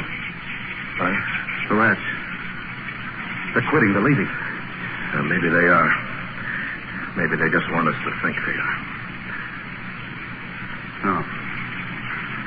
No, they're leaving. I'm going to take a look. Mac, don't open that door. Joel, Now, listen. Listen, it's a ship. Clark and the ship. Come on, Joe. Let's get out of here. Open, they can see us. Hey! Hey! Down here! Hey! Well, Gene, we can go out now. They've gone. What? It's all over. We're safe now. We can go out. Out? Out? Oh, I can't believe it. We're going to take you back with us. Away from this. Now, come on. No, please. Please, I'm afraid. Afraid? Don't you hear it? That noise? But that's our ship. Here, I'll show you. Look, you see the landing. Ship? I don't understand. What? The one that brought us here. Brought you here? Yes. Where did it come from? Europe? Asia? Where? Europe? Asia? I knew we hadn't destroyed all of the Earth. Earth? Is that what you call this planet? Earth? This is the Earth. You. Where are you from? What? Way up there. Just north of Polaris.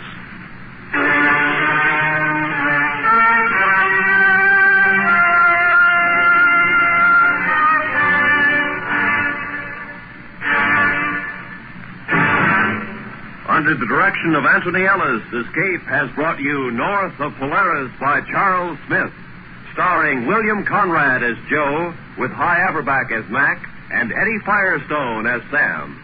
Featured in the cast were Vivi Janis, Ralph Moody, and Frank Gerstle. The special music for Escape is composed and conducted by Leith Stevens.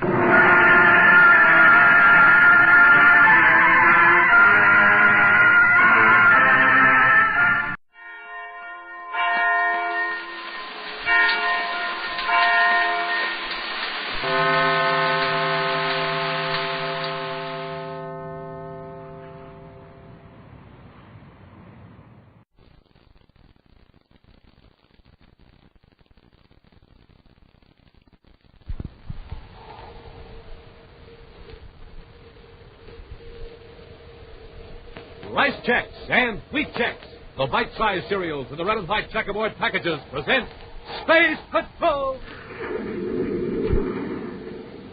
High adventure in the wild, vast reaches of space. Missions of daring in the name of interplanetary justice.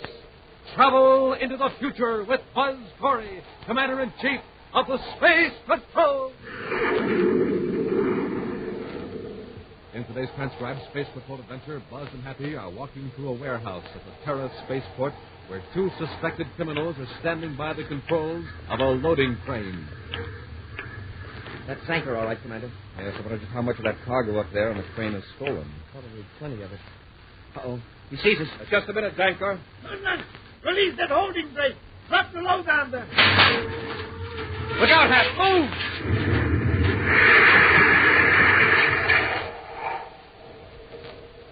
We'll return in just a moment with today's exciting Space Patrol adventure, Formula for Crime.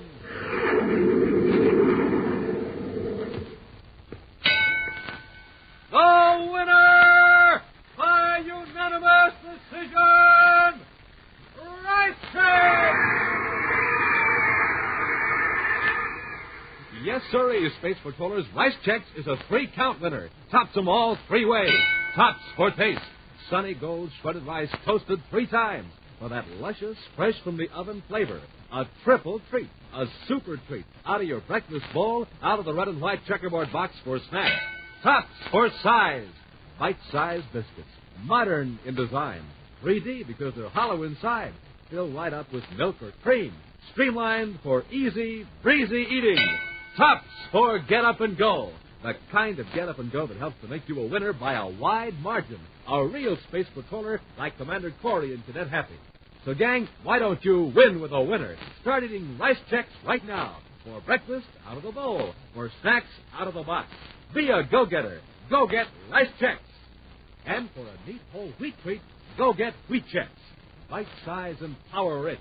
A real winner because it's tops for taste, tops for size, tops for get up and go. Look for Rice Chex and Wheat Chex in the red and white checkerboard boxes with the picture of Commander Corey or Cadet Happy on the outside. And now, today's Space Patrol adventure, Formula for Crime. Are you in the market for Jupiter Jade? Are you trying to locate a set of Martian silverware? You need a pair of horns from a Venus water buffalo. Then one visit to the office of Interplanet Procurement Corporation will solve your problems. At least so is the claim of Eric Zanker, president of the firm. If you ask Mr. Zanker what channels he uses or what methods he employs to obtain these out-of-the-ordinary items, he will smile mysteriously and murmur something about trade secrets. At this moment, in his office on Terra, Eric Zanker is not smiling, and his tone, as he speaks to chemist Gant Hanlon, is pitched somewhat above a murmur. You're an idiot, Conlon. If you think the Space Patrol was following you, why did you come here? Now, wait a minute, Mr. Zanker. Let me finish. I'm only following your orders, Mr. Zanker. You told me to come here and report as soon as I found out how Alpha Chemical was shipping out that vitrolytic acid. Just be careful, Conlon. Did you get that information? It's all written down. I've marked the best point in and kept the shipment. Good. I'll work out a plan of attack later. Now, about the special formula. One of the lab chemists was working on it several months ago. He's got it locked up. If it will do what you say it will, we've got to have it at any cost. Can you bribe this girl, this Mardis Rendell? Let me work on it, Zanker. I'll come up with that. In the experimental laboratory of the Alpha Chemical Company, Gant Hanlon waits until the other technicians have left. Then he speaks to Mardis Rendell. I'm going to knock off for dinner. How about you, Mardis? Thanks. I'll work a while longer, Mr. Conlon. Still the time an hour already. Take 30 minutes. Stockholders of Alpha Chemical will never miss it. I happen to be interested in this experiment, Mr. Conlon. I can't leave now. I'm right at a critical point in this test. Yeah, that's the trouble with you, Mardis. You're always at a critical point. What about that experiment you were working on 2 weeks ago? You worked night after night on your own time, then shelved it. All that time wasted digging your way into a blind alley. In pure research, Mr. Conlon, there are no blind alleys. Behind every blank wall is a new truth. Yeah. And while you're tearing down blank walls, the front office is yelling, "Get on with the project." Discovery of yours. The one you locked up, what was it about? I'd rather not discuss it right now, Mr. Conlon. It's a new chemical, one that can deaden the higher centers of the brain. Why, isn't it unethical to read someone else's private lab notes, Mr. Conlon? Look, kid, I'm on your side. You got a gold mine there. Turn it over to the psychiatrist and you can make a fortune. It hasn't been thoroughly tested. And anyway, I'm working for Alpha Chemical. The discovery isn't mine to sell. If it belongs to Alpha Chemicals, why don't you turn the data over to the front office? Why hold out on it? I'm not holding out. I discovered Formula G3. Formula G3K. What? I see you know my private code. Well, all right. I discovered Formula G3K by accident while I was working on another project. But it's potentially dangerous. Until I find a way to control its effects, I'm keeping it locked up. But, Martis, as a scientist, it isn't your responsibility to invent a remedy for the possible bad effects of your discovery. Is it your responsibility to tell me my responsibility? Now you're just getting pig-headed. That's the thanks I get for trying to tell you how to make something. Mr. Conlon, I'm frankly not interested in real money, as you call it. Not on Formula G3K. I think you really mean that. All right, Martis, be a company girl. Let your brains and youth and good looks boil away in those test tubes and beakers. Someday you'll wish you listened to me. I'm going out to get something to eat.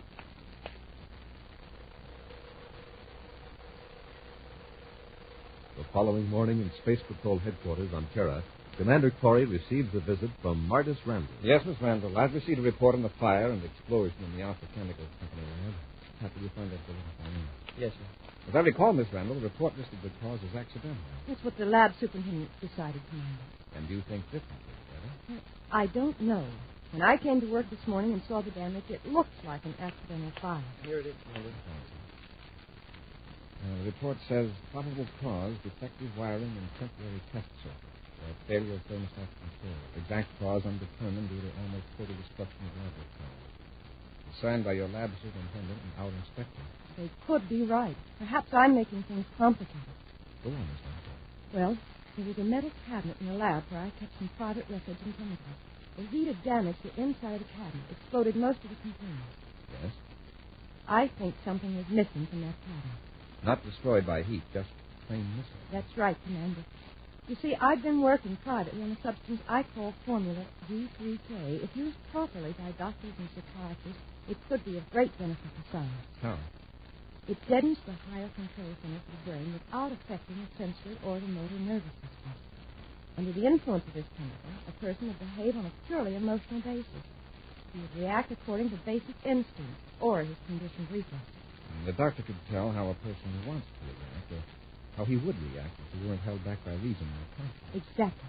It could be a quick way to determine personality conflicts. You mean if I wanted to slug somebody, I'd go right ahead and do it and not worry about what people would think? Well, that's a good, rough example. Naturally, a doctor would never like to get into trouble. Oh, no. But in the wrong hands, this chemical could be used for evil purposes. Its effects make a person subject to suggestion. And they do things against their better judgment. Yes. For a time, their better judgment wouldn't exist. And that's why I kept Formula G3K a secret, until I found a way to control it. Miss Randall, you think someone may have stolen this formula and started the fire in an attempt to cover up the theft? Yes, I do. Who else besides yourself knew about that formula? One of the lab technicians. Only last night he tried to talk me into selling it. He got rather angry when I refused. What's this man's name? Conlon. Gant Conlon. But I have no proof that he did anything wrong. But don't worry, Miss Randall. We'll check up on Gant Conlon. He's innocent. He hasn't anything to fear. At the office of the Interplanetary Procurement Corporation, behind locked doors, Gant Conlon shows a notebook to Eric Zanker. Before them, on the desk, is a plastic bottle containing a violet-colored liquid. Well, there you are, Mr. Zanker. Complete facts of the formula. G3K. How to use it, what it does, and how to make it. That's fine, Conlon. But will it be missed? That's quite important, you know. You should see that lab. After I took what I wanted out of the cabinet, I fixed things so that accidental fire would destroy it. Good. Now, how do we administer this stuff and skip the scientific details? An ordinary ultrasonic intruder will do the trick. Unless the victim sees the gadget, he won't even know what's happening. And we'll do anything we tell him after the treatment? Just read Martis Randall's experiments. Formula G3K will make him tell us anything we want to know or perform any act we suggest right away. Before we put it into practical use, I want to make a few tests. And Mars will be an ideal place. Why Mars? First, because it's several million views from Corey's headquarters here on Terra. Second, because one of my ships is now being loaded at the spaceport. When it's ready to blast off for Mars, we'll be aboard. Buzz and Happy are walking through warehouse number 5 at the Terra spaceport. Cargo is being hoisted from platforms by giant loading cranes and placed on cargo trucks that will take them to waiting space freighters. It sure is a busy place, Commander. If the man didn't know his way around, he could get hurt awful easy. Keep inside the yellow line. You'll be okay. This is Section 4 we're passing now. The next one is Anchor. Maybe Martis Randall's suspicions of Conlon weren't wrong after all. Funny that he'd be having so many dealings with Zanker when Conlon's just a lab technician for Alpha Chemical. There's Anchor, Happy, standing on a platform up ahead. While I'm talking to him, you take that list and check the cargo. Yes, sir. With Zanker personally supervising the loading, he's probably got some hijacked stuff in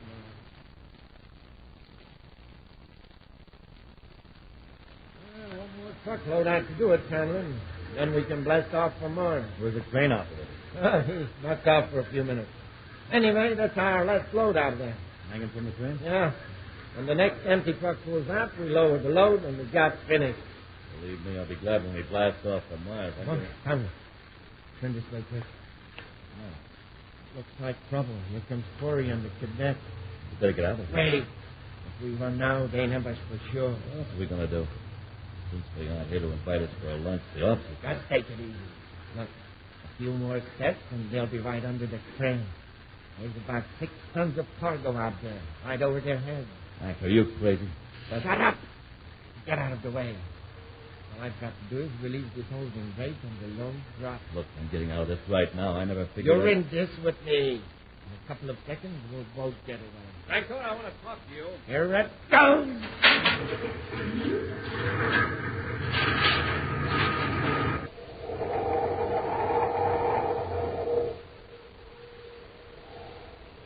We'll return to Space Patrol in just a moment. This is Dick Tufeld reporting on the twin-jet Air Force fighter, the McDonnell Voodoo XF-88A. In a moment, we'll hear from the noted test pilot who flies this plane, Phil Houghton. Speed of the Voodoo is a military secret, but it's plenty fast. Wingspan is 40 feet, length 55, weight 10 tons. And now, Phil Houghton recorded at Lambert Airfield. After seeing the Voodoo, I guess you know why I like my job. There's one thing about it, though. The test pilot has to stay in good condition, get lots of sleep, and eat good, healthy food. That's why I like rice checks and wheat checks for breakfast. They've got plenty of energy in them, and they really taste well. I think you'll like them, too. Make sure you stay in condition the way Phil Houghton, J. Ray Donahue, Jr., and other top test pilots do. Every morning, eat a good, nourishing breakfast with rice checks or wheat checks, the cereals that are tops 3 ways. Tops for taste, for size, for real get up and go. That's checks, rice or wheat. Remember, they're tops with America's top pilots. And now back to our Space Patrol adventure, Formula for Crime. Buzz and Happy go to a warehouse at the Terra spaceport, where Zanker is supervising the loading of a spaceship. As the space patrollers walk under a loading crane, Zanker releases the holding brake, and the 6-ton load of cargo hurtles down upon them. That's Zanker, all right. We'll have Look to... out, Hap! Ooh!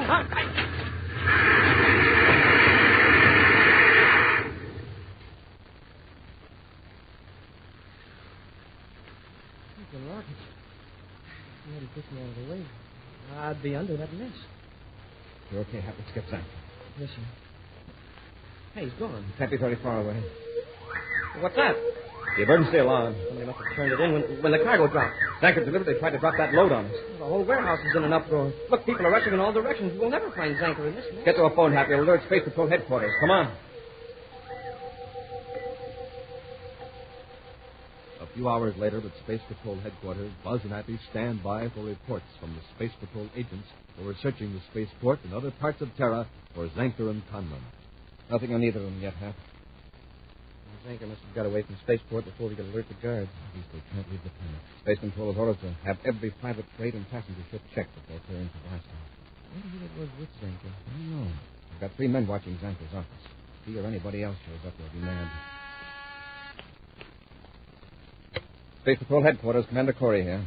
This is Martis Randall. I'm afraid I gave you a wrong lead yesterday in regard to the fire at the laboratory. About Conlon, you mean? Yes. He's not the man you're looking for. Perhaps not, but he keeps some pretty strange company for an honest chemist. How do you know Conlon is in the clear? I have some new information, Commander. All right, let's have it. I can't give it to you over the phone. I'll explain in detail when you get here.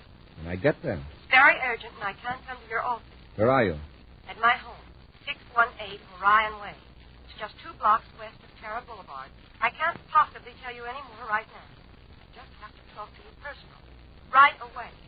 Another hour may be too late. All right, Miss Randall. I'll be there in 15 minutes. Corey out. I wonder what she found out. She didn't sound excited or in danger. What I've seen of her, Modest Randall seems pretty level-headed and confident. Something's wrong. Better get over there. Have you stay here in case we get a lead on Grant. Yes, sir. I'll check back with you for Miss Randall's case.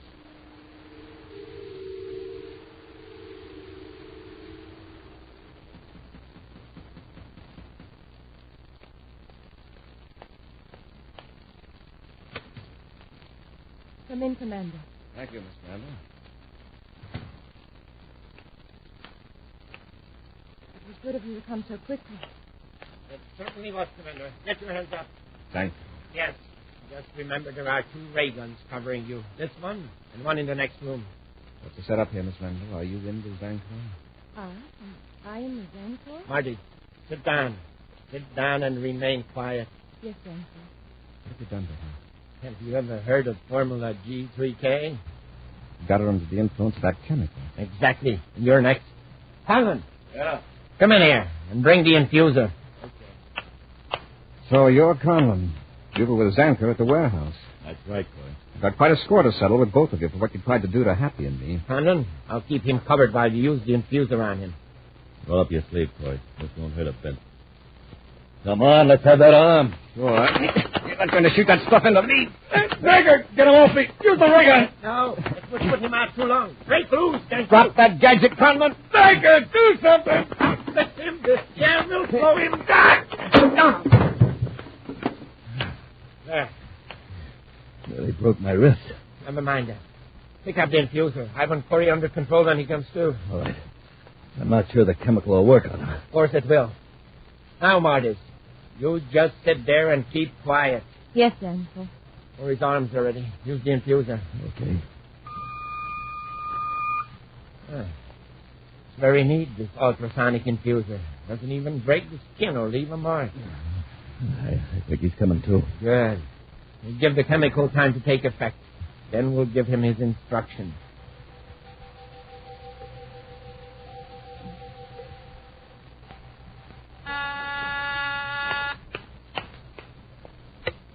Space Patrol Headquarters, Commander Corey's office. Cadet Happy here. Happy, this is Commander Corey. Yes, sir. Everything all right? Everything's under control, Happy. Now listen carefully.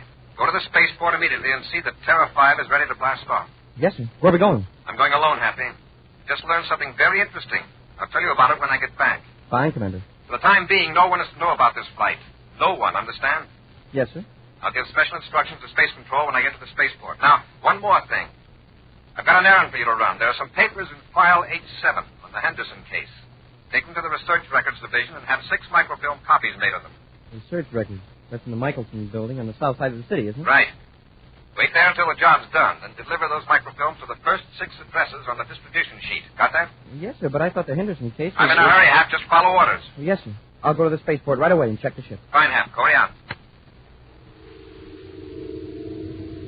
Half an hour later, at the Terra spaceport, Commander Corey strides toward the Terra 5. With him are 2 men who walk close to Buzz, watching him carefully as he returns the salutes of various Space Patrol personnel. The men engage in light conversation, masking their tenseness, until they board the spaceship and close the hatch.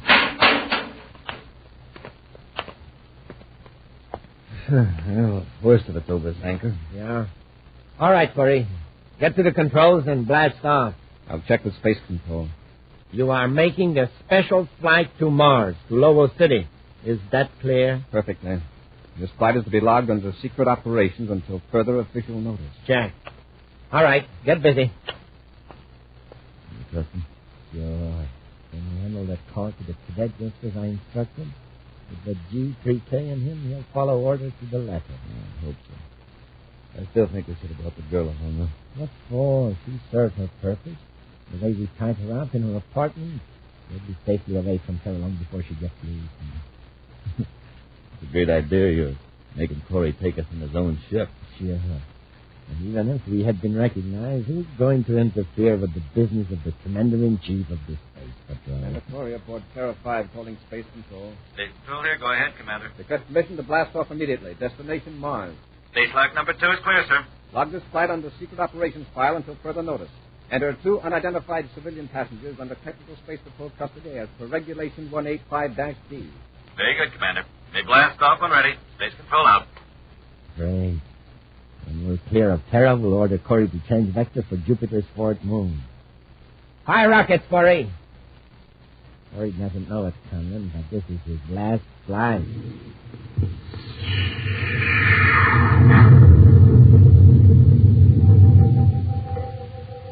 Cadet Happy stands before the door of an apartment at 618 Orion Way.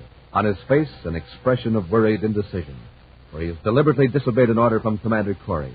Finally, his mind made up, he knocks at the door. Who is it? Cadet Happy. Is Commander Corey there? No. Will you open the door? I want to talk to you. Come in. It's locked. I say it's locked. You'll have to let me in. I can't. I'm tied up. You mean you're busy? No, tied up with rope. Smoking rockets. Why didn't you say so?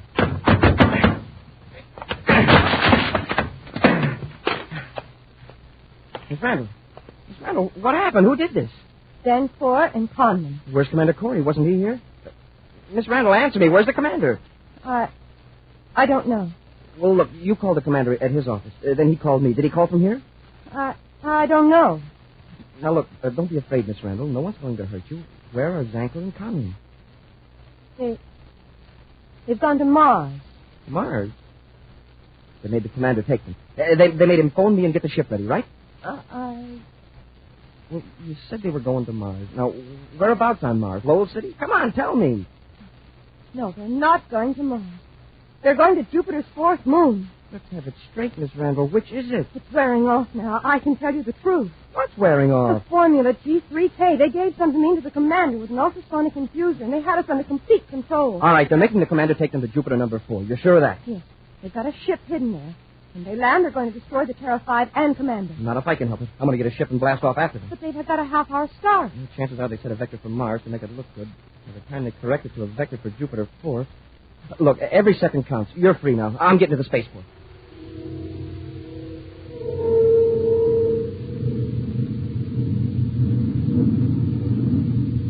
That's Moon 4, all right. What's your viewscope reading, Corey? 50,000 DUs. His anchor will be there in less than an hour. Yeah. Oh, come back here, Conlon. I want to talk to you. Okay, what is it? When Corey lands, you make sure our ship is ready to blast off. Then I'll finish Corey. Conlon, look at the rear view scope.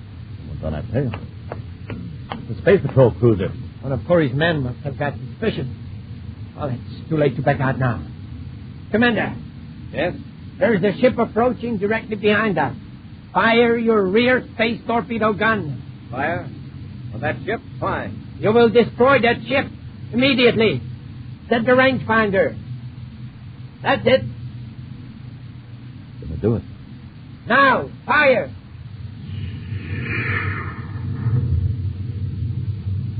Miss. Zanker, he double-crossed us. No, I think it's the G3K. The chemical is making him obedient, but it's affecting the higher reasoning center of his brain. He made a mistake. Corey, fire again. Space Patrol cruiser T65 calling the Terra 5. Zanker, I've alerted Jupiter Space Patrol. Play it smart and surrender. Happy. Cadet Happy. Corey, don't touch that spaceophone. Commander, if you can hear me, listen. This is Happy. If they're ordering you to fire on the ship off your stern, resist. This is a Space Patrol ship. Do you understand? You're under the influence of a chemical. Formula G3K. Fight it. Happy, but what's he telling me? Commander, fire! That's not Happy. You ordered him to stay on Terra, remember? It's Cadet Happy. Then he disobeyed your orders. He must be punished.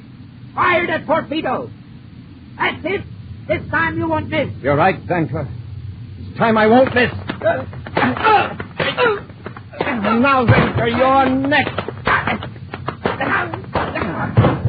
Cadet Happy to Commander Corey. Listen to me, please. Corey here. Everything's under control, Happy. Oh, what a relief. What about Zanker and Conlon? They won't be giving us any more trouble. I hope that torpedo didn't scare you too much. Who do I thank for the bad marksmanship? Me. The chemical was wearing off. Your voice really snapped me out of it, huh? That's good. I didn't know what to do. How did you happen to take off after us? Well, it was what you told me about the Henderson file. That case was closed weeks ago, and yet you told me to chase all over town with useless microfilm. I took a chance and checked with Martis Randall. Is he all right? Yes, sir. How come you picked the Henderson file, anyway? It's lucky I did, but it wasn't intentional. If the G3K formula hadn't deadened my reasoning ability, I might have sent you on a plausible errand. Oh, by the way, under regulations, I can't ignore the fact that you did disobey orders. No, sir, I guess not. And according to Regulation 145W, the form of punishment is left to the discretion of the commanding officer. I understand, sir. Very well. Your punishment will consist of a 7-day special duty at the Space Patrol Recreation Camp at Lake Azure on Venus. You'll swim, hike, fish, or play ball not less than 1 hour each day, and that, Cadet, is an order. Yes, sir. Yes, sir. Hurry out.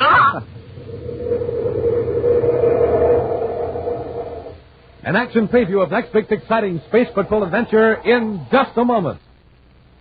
Hi, Space Patrollers. This is Captain Tufeld. And Cadet Happy. I'm reporting to you on Rice Chex. And I'm reporting to you on Wheat Chex. Rice Chex.